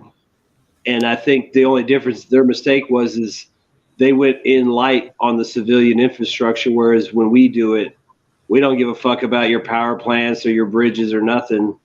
So we are able to accomplish that because we are willing to go that extra step, whereas the Russians kind of pulled their punches. They tried to do a fancy, glitzy operation, but then, it didn't work out because they didn't follow through like they probably should have to get the result they wanted to. I mean, they would have had to probably go in more like people thought they were going to go in with all the artillery and stuff to accomplish that. And, when we do Iraq or whatever, we didn't hold back. We didn't spare anything. Can I ask a question to the chat? Yeah. Or to the group? If you guys were the local commander on the ground in Bakhmut, what would you guys try to? How would you guys try to salvage the situation? On the Russian side or the Ukrainian side? Ukrainian. Oh, I would have. Well, it's all. You're in a far pocket. Yeah, they're in a stagnant line and have been there for basically forever. It would depend on what kind of. Is if the Ukrainian doctrine, I guess, or however they set up their forces, actually supported a more mobile warfare, we wouldn't be, they wouldn't really be stuck in the position there are. And that's the problem. They've been degraded to such a point is how many troops can they actually now move out of Bakhmut and get anywhere? And that's the thing is, if I'm a commander, I might be, God knows how long it's been since I've even heard an order given to me. Because, I just ain't getting no information from the outside. There are so many complex things to that. I really, it would all depend on, Jesus, how much of a force is inside those salt mines? We don't really know. So, what if I'm a commander? I know we got like 10,000 guys just stashed down there ready to come out that somehow we fooled everybody from knowing about. So it's very hard to say. We don't know what the actual situation is, but right. if I was in there, I would have been gone a long time ago and said, listen, we're never going to win sitting in a fucking trench trying to hold these people back. If you want to do anything, you want to start grabbing your forces, make them mobile, and get the hell west. So you're dragging Russia's communication lines further and further away where you can attack them and maybe slows down some of the ammunition and all the artillery that's pounding on you. But they're at the front. Russia drives right across the border, makes delivery right to the goddamn front, and drives right back. There is no there has never been a logistic issue in reality between Russia and the Ukraine. Maybe some guys got cut off a little bit for a little while, But that's the whole thing. And I brought that up because we don't know what logistical supplies they're getting at the point. So are they still at the ability to even feed their men at this point? Sorry, I babbled about that. Something No, that you're I would good. like to ask. You can shut me off at any time. Oh, I was gonna say, if I was there, I mean, I guess it would just depend on what kind of leeway I would have as a commander. I mean, if I was allowed to make decisions, then I would have left. I would have pulled back. Yeah, so we're assuming you're a But- commander in the area who can make those choices. Yeah, but if you don't have any ability, I've heard that they're pretty regimented, and then you talk about the lack of communications and stuff. So it's like, and on top of that, they're all old school from the Soviet way, so you don't really stick your head out and show initiative. So I would assume they're probably screwed if they're even around. If the commanders are around, they're probably good guys if they're still around because they're staying with their men, knowing that they really don't have any say in what happens as far as. I mean, I wonder if they can even pull back from building to building without having to go through a bunch of shit. Can they make a decision tactically on the ground like, hey, we're about to be flanked, we got to pull back to this next high rise, or do they just have to stay there until it's too late, or they never hear anything?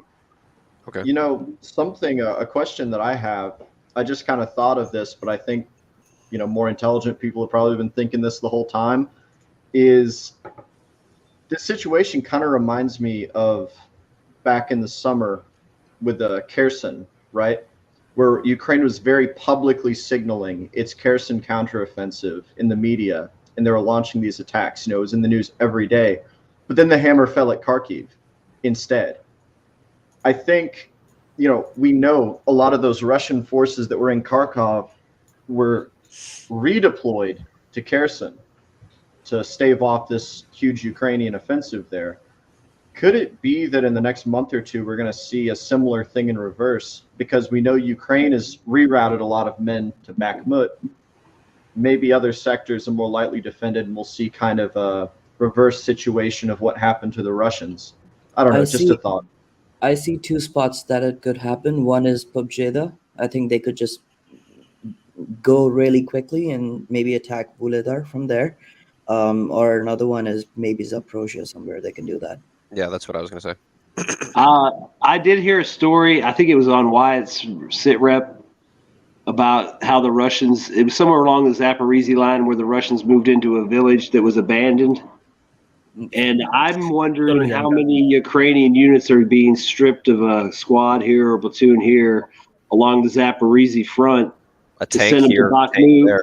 Yeah, and maybe the Russians are figuring it out and starting to notice little holes here, little spot here. I mean, if you can walk in and take a village and take control over the area immediately around it with nothing, I mean, I'd be curious to see how thin they are down there, because I think there is going to be something else somewhere too, because we all know they're stripping guys. I mean, you got to keep guys in the west. You got to keep guys on the northern border. You got to keep guys in the south. You got to keep guys at Kherson. You got to keep guys at Donetsk. You got to keep guys at Bakhmut. I mean, something's got to give somewhere. Bakhmut seems to be one of the places, Soledar.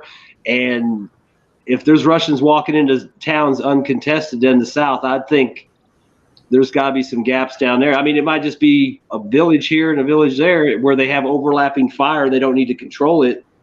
But they got DRGs too, and they like to sneak around and do that shit too. So, but doesn't that go against the doctrine that Russia is trying to pull? Because Russia's not trying to end this war; they're trying to destroy the Ukrainian army.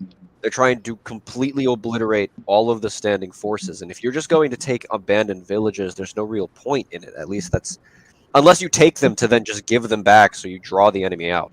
That's I don't know. Well, I mean, that specific abandoned village, it gives them direct fire control over like the main highway that goes. There's a highway, yeah. There's Zaporozhye highway, yeah.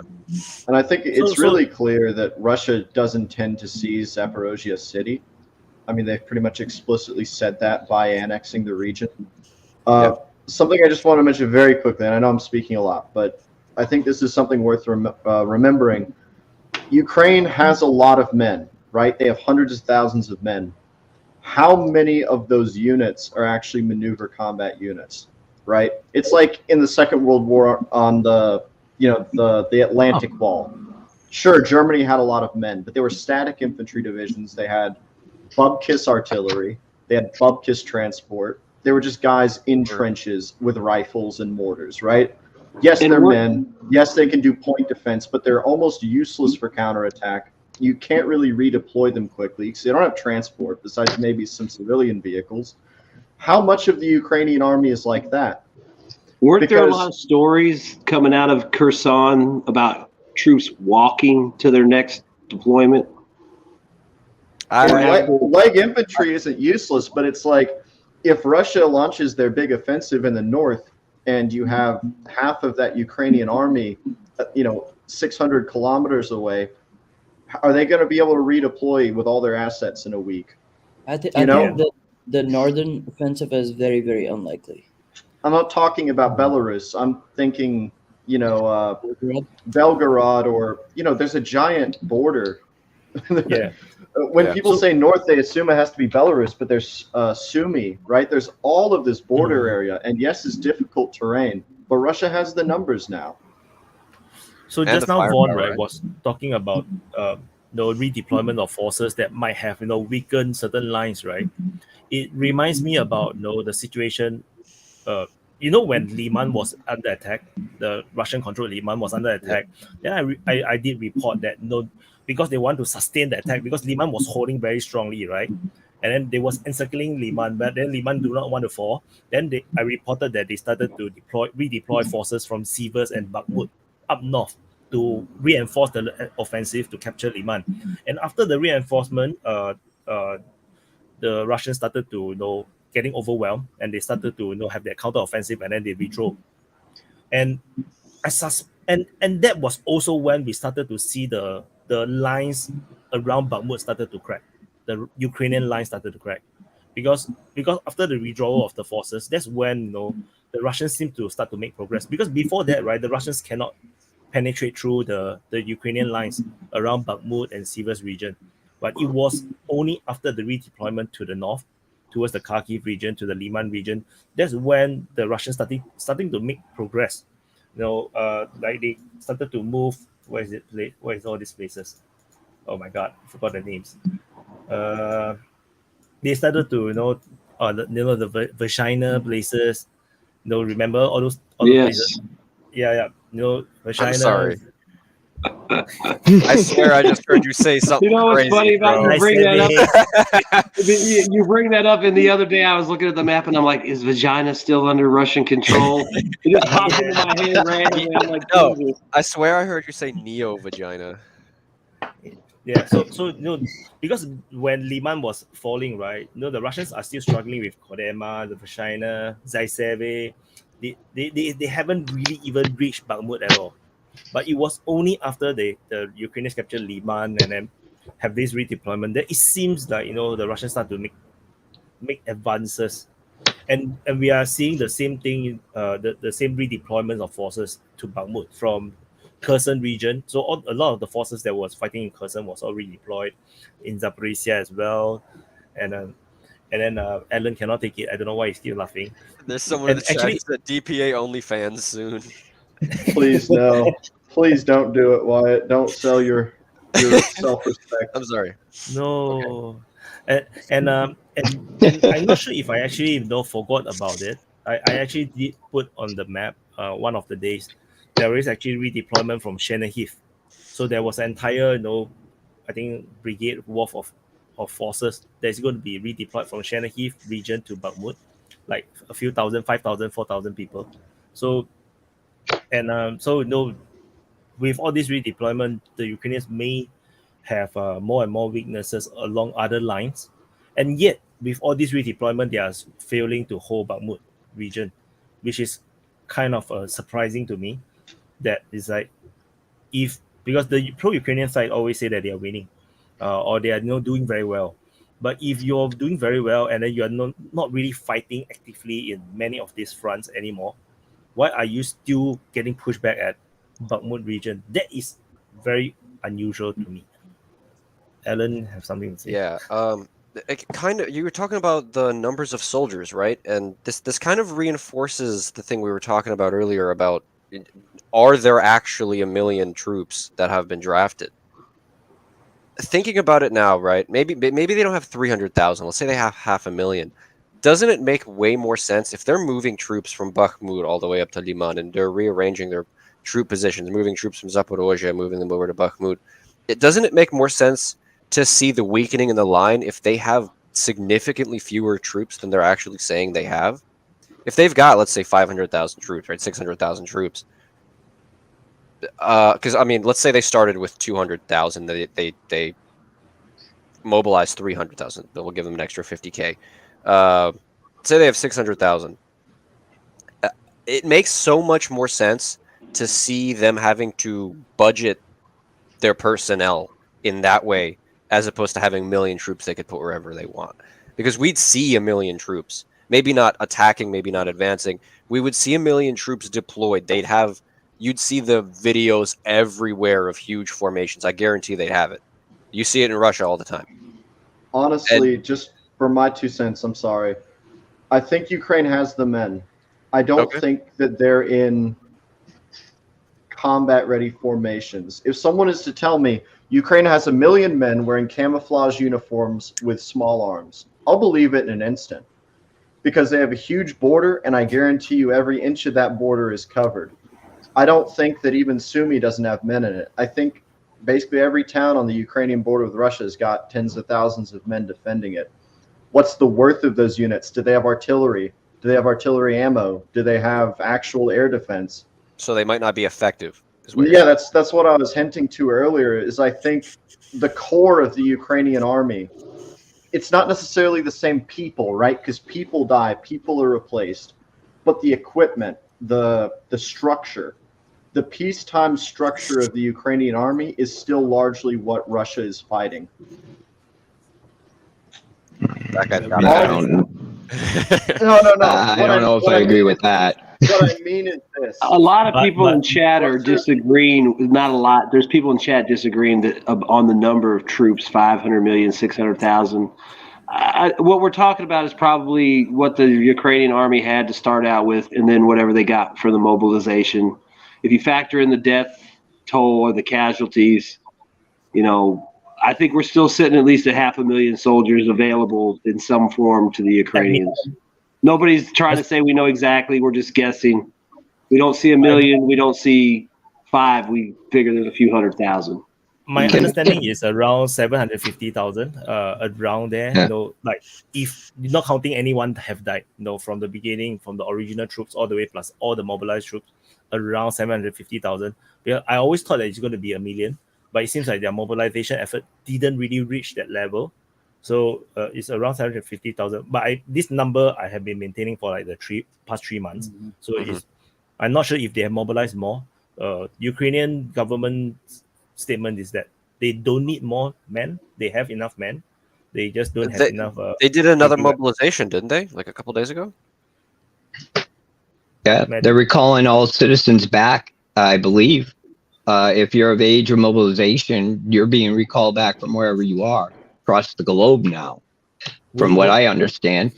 I wanted to say there's a couple things that maybe we should take a step back and look at it from a little bit of a distance, because we really don't know what's going on. Yeah, we didn't know what. We have no idea. Are we back? This is all just guesswork, essentially. Yeah. More or less educated guesswork. Yeah, we're all reading tea leaves here, from whatever tactics we're talking about to what we think they're doing there, wherever. I'm no general. I'm like anybody else. I have the same access to information as everybody else. Just we're going by experience here and what I've known through history, which Mason says a lot of good stuff about that I know of, that he's correct. Because he understands. That's one thing is, if we look through history, are we going to really know if the Russians were successful in the initial part of the operation up till now? I mean, what I mean by this is that maybe they were successful the whole time, and we're judging it because it's so close to us right now. It looks devastating. But what happens if we find out the real numbers later on, where like a casualty rate of 13, 14 to 1? I'm just throwing it out there. I'm not saying it exists. But what if you were to find that out and that was consistently through the whole operation? Then would you say Russia was successful throughout the whole thing? When especially it was a 13-to-1 ratio? Because you don't want to decimate your army to kill the other. Yeah, I mean, then they could hang everything on the whole demilitarization goal and say, 14-to-1, we got what you wanted. I think the winner decides that. Yes, yeah, exactly. And that's the problem. Exactly. And that's the whole problem. That's like Mason's pointing out, and I think he's going to be the same caliber. Western historians have done us a disservice when it comes to the Eastern Front. We do not understand or had access to really true information up there. You got to remember, some of the stuff that we know now wasn't available to U.S. anybody until outside 91. of Russia. Yeah, since 91, and they're just now. Guess what? Biden and these assholes have now made it shut down. So Russia's never going to let an American historian go in and review the archive. That's why some of this shit it's so colossally stupid, failure, you name it. It has hurt people it's hurt history itself. I mean, and that's the problem. What I mean is that we have to really think about some of the things that when we judge things by what we just see in the moment right now. Because when you back out and give it time, you may have a complete opposite look, as long as I think everybody here would agree as the historians show us the truth. Yeah. And that's the thing. We don't know. And hopefully will. And that's the thing is I'm afraid we're going to get hoodwinked, or at least I'm afraid that the loss of knowledge about the history operationally, military-wise, and just the history of the Russian people themselves has been lost on the West for so long now that it's almost like an afterthought. When we got to remember, there was an army that kicked the best German divisions all the way back to the Reichstag. They did that, and it wasn't all just a flood of men and go for it. And if we don't care how much gets blown up or how many people die, as long as we obtain the objective, hoo-ha. That wasn't what the Russian army was after Stalingrad, because Stalin even put out and was saying, stop doing that shit. He even put it out there saying it. The whole problem comes, and Mason will agree. When Stalin got rid of the operational command and he went through the purge that happened, the Russian army had to relearn how to fight again because most of its command was gone. And everybody that was in command was probably about 2 to 3 steps way above their pay grade in brain-wise. And they had to learn, and after Stalingrad, after all that, they were able to start, and history will tell you, they even say it themselves, they were able to start to predict German operations because now they finally understood what they were doing, and now they finally understood that they could operationally make plans now based on the knowledge they now had, so they could start preparing for offensive later on when they could put that knowledge in place. They are deep thinkers, people. There is a whole avenue of the Eastern Front that I did not know that existed, and I'm just still learning it now, and I always will have to learn it because we just didn't have access. So hopefully it's better. So thank you. Woo-hoo. Yeah, I think that's one thing that's going to be sad about this when it's over is finding all the history and all the details. I mean, I'd love to know the details on like the Gossamer air assault, how that went down, the units involved, the casualties, some of the bigger operations. It'd be interesting to see how they played out and what actually happened. And yeah, I'm sure the Russians will, that's going to be the one thing. The Russians are probably never admit their true casualties. Right. And I would imagine, especially like something at the Gosmel airport, that was pretty bad. So, well, it depends who you ask. Yeah, that's what I'm saying. I mean, I'm in assuming, some ways, dude, the Gosmel airport was one of the most impressive, if not the most impressive, airborne drop since the Second World War. I meant just after the fact when they finally got pushed out. I mean, I don't know how exactly it went down because the way it made it sound like they were more or less pushed out and actually fought. But it could have been more they left the area as they withdrew like they did, I have no idea, man. Anyway. We don't know yet. Because during the first 2 weeks of war, it was so confusing because there's a lot of misinformation coming around. Like the pro-Ukrainian side have their own stories, and it's not just one version; they have like 3 versions, and then the Russians have their own version. And I was like, when I was covering, I was like, "What the hell is happening?" It's like, no, they say that they push back the Russians out of Kostomo, and after that, they're still there. Then after that, the Russians attack, but then the Russian attack disappeared. No, there's like nobody know what the hell is happening. Like I reported that the Russians attacked all the way to the south of Kiev, and then the entire force just disappeared. So it's like, what the hell is happening? Nobody knows what's happening during that first month of war.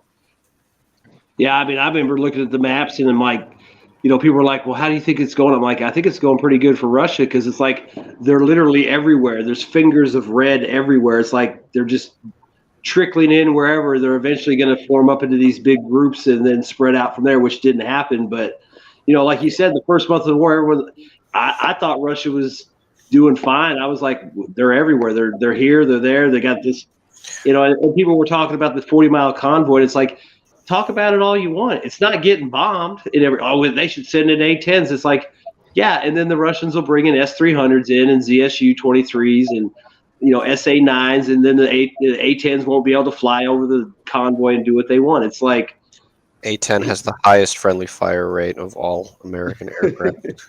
Well, A-10 pilots are just crazy. But you can't. That's so kind of a hard thing to judge because the. Oh yeah. There's a lot of technology that goes into it. Than any other. Well, it's designed to engage very closely. Yep. And so that's always pretty much going to be engaging where not. Where other troops may wind up getting involved as opposed to like an F-15 or something. So that you got to kind of put it in its place. But with Vaughn, what you were saying about A-10, I truly think that convoy was for NATO to see. Because I think it was to see what their reaction to it would be. Would they encroach the airspace to try to get to it? That's what I've always kind of thought about it. Look at how many videos they made of Bakhmut or Bayraktar videos on the convoy. For all we know, will we ever know how many of those Bayraktars got shot down taking pictures of the convoy? Because, I mean, it was pretty clear early on, 6 months into the war, they ran out of Bayraktars, or they had very few left and they were holding them back, and they started switching to, shitty drones and stuff. I mean, for a while there was no Bayraktar stories. So I think, they might have just had, like you said, they had it parked there so everyone could see it. These guys go send the Bayraktar up. Oh, no, we lost a truck. Big deal. We shot down the Bayraktar. Again, it's probably cost effective. How much does a Gaz truck cost versus a Bayraktar? It's never coming back. I'd like to say 2 things. One, in direct reference to what you're saying, which it reminds me of, we saw all these videos in the early war of like point blank. And I was in an anti-armor team. So for me, I sighed whenever I saw these videos of pro-Ukrainians posting them because I'm like, man, they have no idea what happened after this video, where it's like a Ukrainian with an RPG or with a missile shoots a Russian tank from like 100 meters away and then the video stops. I guarantee you all the other vehicles in that convoy 2 seconds after film started rolling just annihilated that anti-armor team. Yep. Every single time. Look at those idiots that were sitting on the fucking vehicle on the side of the road and the Russian tank. I know they try to say it's friendly fire, but the Russian tank came down the road. The guy shot him point blank and blew the shit out of him. And the only reason you know about it is because one guy ran away and made it to the woods. But you could hear him trying to light him up with the Dushka and the fucking coax. Until today, I'm still not sure. The tank, is it Ukrainian tank or a Russian tank? Is it a friendly fire or is it an attack? I think it was a T-64, so it had to be Ukrainian, at least one of them. Here's the thing about that, because to me, when I first thought, I thought maybe this is a Russian, head recon unit going it through because they're close to the lines, and the people that were there were newly arrived to the front and didn't understand that this area may not be fully controlled. And as the tank rolls up, you'll see he swings his turret. But if you look at it, there are other tanks in column coming this way, and they're faced in combat formation. So that's the reason why I kind of lean towards it was a Russian tank. that came up. I don't know. It may have been a T-64. I don't know. I'm just speculating here, of course. But from my mind, he doesn't fire until he sees the BMP that's sitting beside the road where these guys are from. But he's looking at them, and I think one guy finally walks up and kind of looks down the road, and it's like he starts wondering what the hell's going on. Why hasn't this guy like put his tube up to say, yes, I recognize you guys are free, but he didn't. He kept his tube down right there. They should have just said, well, fuck. Well, the other thing is too, is when those tanks were rolling up, it's like, the guy's probably hoping they're friendly, but like, if you start running, them motherfuckers are going to light you up. Cause it's like, if one guy would have broke to the woods, all the other guys would have been screwed. Or the guy that walked out there and looked down the road, if he would have been like, oh shit, and took off running, it would have been a free for all. If you see the aftermath, there's actually fire. I think at the very end, there's another shot of the video with the guy who was with the guy that took the video, and they're running down the road backwards. You can hear I think the beginning of an engagement. I don't know. I have bad ears, but it sounded like to me, and other people had pointed it out, that it sounded like there was some type of return fire, or there was an engagement, which it still could be friendly fire, because at that point, nobody's established who is who. So that's why I'm not discounting a friendly fire, but I am saying, to me, I don't know, because it looked more like a forward, basically a recon column coming forward to find a way through to the next objective. But who knows? The reality is, I think until today, right, I think there is still no consensus into those tanks are actually Ukrainian or Russians. Like until today, I didn't really see who can really confirm it. There's multiple stories. Like some say there is Russian tanks that when they go until so close, then they recognize these are Ukrainians. But the Ukrainian soldier also reacted in the way that it seems like those are Ukrainian tanks. It's like he looked around, he looked up, and then it's our tanks. Then he ignored the thing and continued to take the photos and things. So think of this, Wyatt. Yeah. Think about what could be happening now on the front lines with guys with even less experience to identify front float tanks out. Well, things like that. That's what I wanted to ask. Experience matters, Yeah, I guess that's what I wanted to ask about the last question, before we finish up. Like,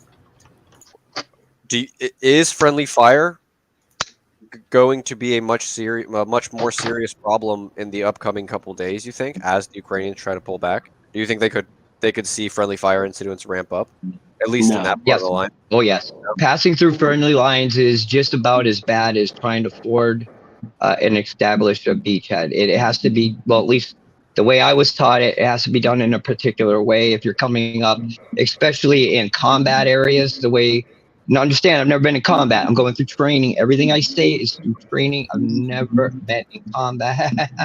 I just don't want to steal people who's had that experience.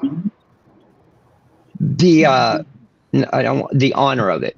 I just want to understand. I'm a trained soldier, and that all of us are, until we actually cross that Rubicon, knowing if we would be able to do the things that we think that we would be able to do in combat. I'm not going to cross that line. That's why I'll always state that. Every plan is good until it faces until contact the enemy, right? Well, that's the whole problem, because you don't know. First of all, you got enemy all around you anyway, and you're passing through the front. Coming back in.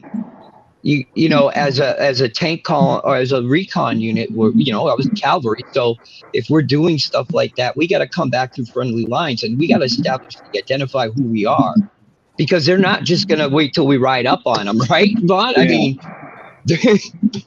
Yeah, he would like in your case, like I would be in my tank company sitting back. He would go forward and scout, and then he's going to call in what he sees, and then he's going to have to pass through my lines, and we're going to have to coordinate that, because he's out in front. I know the enemy's out in front. He's telling me the enemy's coming, but he's coming in front of the enemy, so we got to coordinate all that to make sure he passes through. They don't. And the other thing I was going to say was somebody else go ahead. I forgot. I lost my train of thought. No, you're friendly, passing through friendly lines. There's specific ways it's done.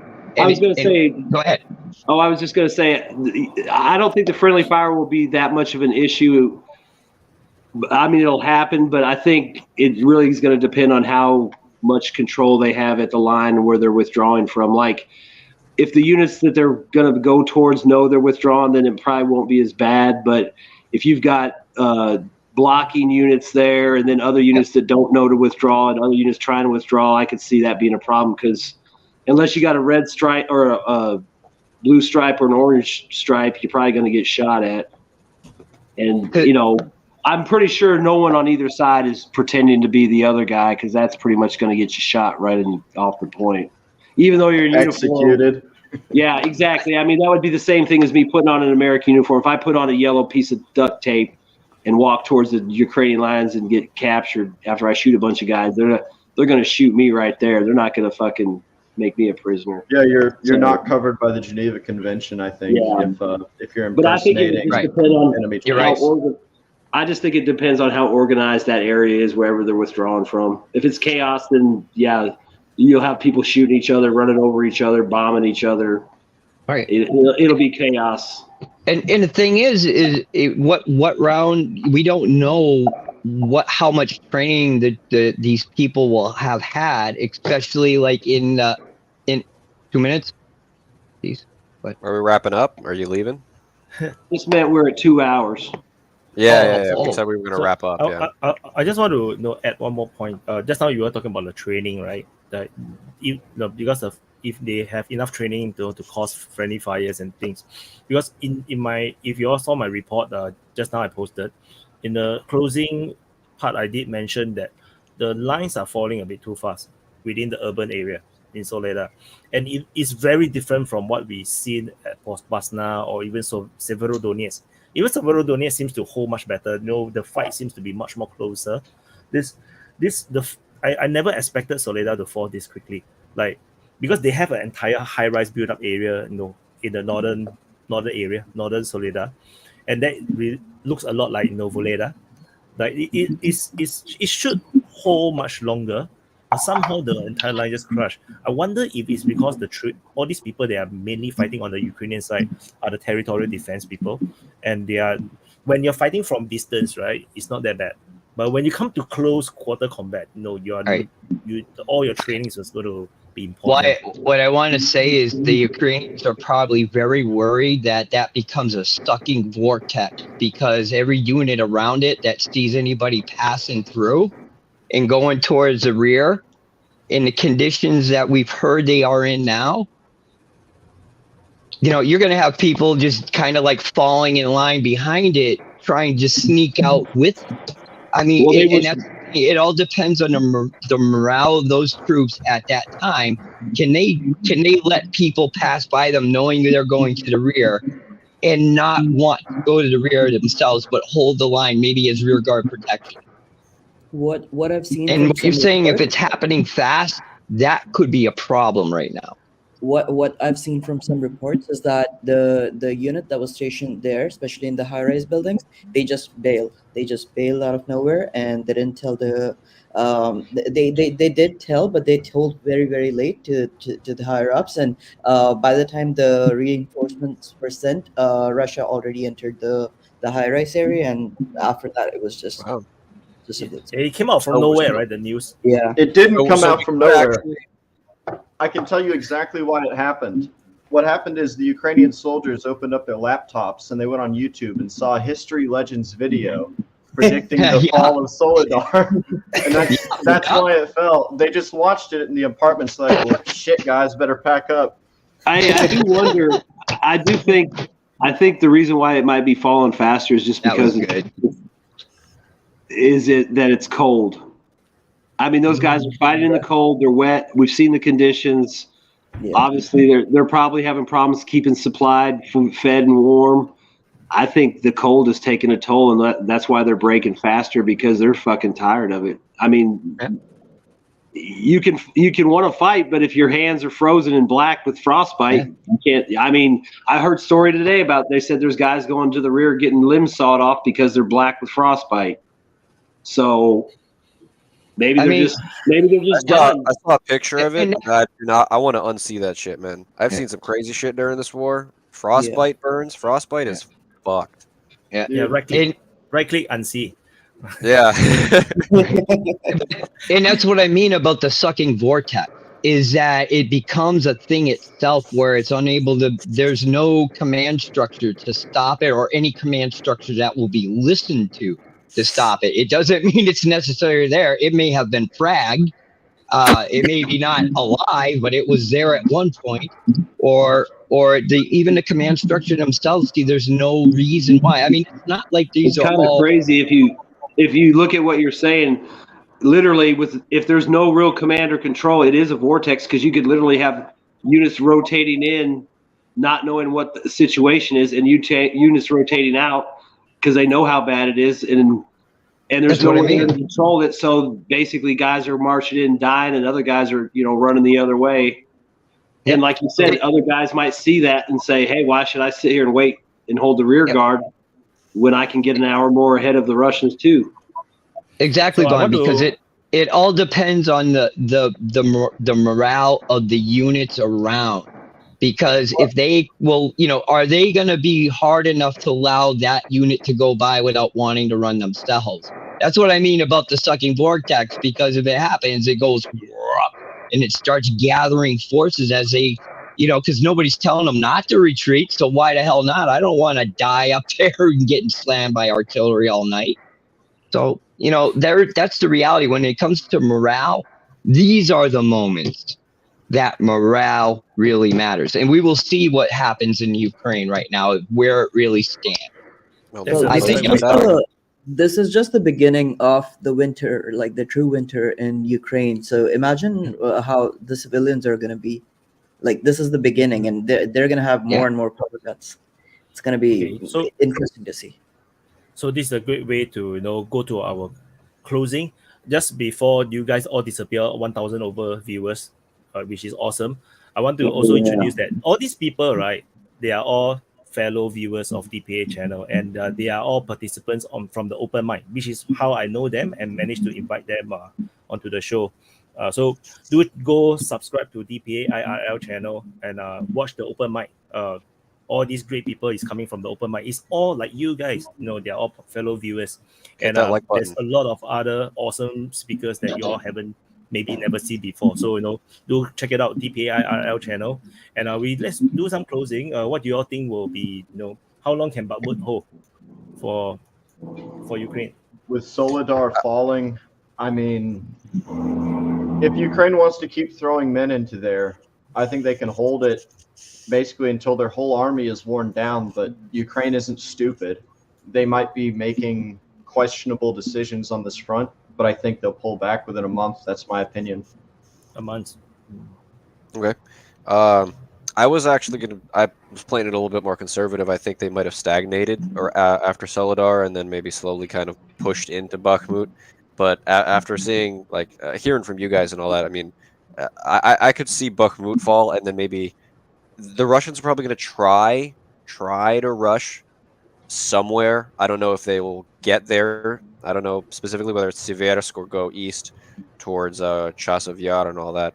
But predictions at this point don't freaking matter. I made mine. I was completely awful. Apart from that, everyone. Yeah, where's pressed that winter offensive at? Damn it! The true offensive needs to be on the like button. Yes, absolutely. Yeah. We need HIMARS strikes, Kinjal strikes, and tactical nuclear strikes on that thing, guys. Come on. For those who haven't subscribed, well, subscribe. Just think about this. What if a Zircon? They took one Zircon missile with a kinetic warhead, doesn't need any explosion. Made it depleted uranium and just sent it right into the middle of the salt mines of Bakhmut. Oh. It would level it all. Then there would be no problem. I mean, I don't know about that one. Yeah, Russia has it. Why are you trying to destroy Wagner's salt company? See, I don't. I haven't been. I was working today. I haven't seen anything or read much of anything. No, somebody posted a picture of a bag of salt with Wagner's logo, and it's like Wagner's premium salt. Hey, if the Wagner boys can take it, it's theirs. Hey, Wyatt, you can't use the expression pinch of salt anymore. It's just showing that you're a Russian Kremlin bot. So Oh, Oh. Yeah, a pinch Just of, down you have to- to say like a pinch of Wagner or a pinch of Provorkin, Cheap. whatever. now that it's was. just No, have a pinch of MSG, Wagner no more salt. salt. yeah, just only MSG, MSG. right? So Yeah. coming back, predictions. How I long? think if they're smart enough, they'll just make newer defensive lines and pull out 2 weeks, 2 weeks from back. 2 If they're weeks? smart. If they're not, they're probably gonna hold it for as long as possible. Maddie, Are we- what was your prediction? Are you talking about Ukrainian or Russian? Either. Ukrainian can hold Bakhmut for how long? As long as the Russians let them. That's about it. Okay. It all depends on what chain of scale they go up. I mean, That's so I'm pro-Russian. saying they could just own it all right now and just drop a Zarkon missile and walk away from it. Just move their people back, let it happen, and move on. But they choose not to do that. So, I really, how many people are in the salt mines right now? What do they have down there that they can use to fight with, or is there something in there they're trying to protect? We don't know, and that's the thing. They may hold on to the last man to where basically there's no choice but they surround it and then go in. I don't know, and it depends on a Russian operational plans. Do they want to tie up a lot of resources for this, like we were talking about earlier, or do I they think- have other plans going? Other plans ready to go where that is a linchpin, so it has to happen. I don't know, but as it stands right now, I think it's becoming that sucking vortex I said, and I think it will fall within a month. I worked in a mine when I was younger, and I can kind of answer that. So all the mines Good. in Bakhmut and Soledar, they are all very, very old. They're here from Soviet times, and most of the minerals are already taken out. So what happens when a mine gets old is that the rock, it eventually starts shaping itself, and it's very, very sturdy. So the idea that you can just send zircon missiles and put like bash it all in, it's not possible. The rock's already into the strongest shape. Yeah, So a I I think zircon, you a zircon underestimate what isn't zircon actually. can do. I don't know, man. Like a zircon is really fast, but Yeah. it's not like a mega tactical nuke or something. Like it's Oh. it's a pretty small explosive. Like yeah, it hits with a lot of force, but you're talking about taking out a giant salt mine. You're going to need like thousands and thousands of pounds of carefully placed explosives. Like controlled detonation type shit. All right. Well, I don't think. what? I don't I think. have a no- prediction. Of it though, if you I don't level think the no act one can from the do it. beginning, Hey, Oh, one by so- one by one. my bad. Go ahead, brother. I have a prediction. There's no one in the salt mines. They all left. There it is. I agree with you. I agree. Okay, there we go. That's good. One prediction. It's just as valid as anything else, right? We don't know anything else. So One prediction. Well, my sources are saying that Bakhmut was captured 2 days ago, but we just haven't announced it yet because we have to make sure we survive the counterattack. No, we have to get as many views on Bakhmut-related content first honestly, to drum up No, with attention. Bakhmut, I think it depends on what happens up around Soledar on the south end. If they can penetrate that south end and maybe go start hooking down if they want, or hooking around behind Soledar up towards Seversk, I think maybe Soledar falls faster. But I'd say for the time being, it's at least a few weeks to a month, unless something breaks between Soledar and Bakhmut. A week to a month. Yes, Yeah. That's cheating. Yeah. Yeah, you're taking out he said 2 weeks, he say 1 month, and then 1 week to a month. All right, that's all. Thank you everyone for participating. Thank you for joining, and thank you Thank you very everyone for much. watching. Subscribe. There's 1,000 over viewers. Yeah, Subscribe. everybody. Everybody Y'all stop. have a good night. Asia. Subscribe and hit the like button, you bastards. Check out the DPA IRL channel for the open mic. You will see these guys very often. They are all the regulars. And thank you so much for watching. Thank you so much. And I'll see you in the next update. Okay.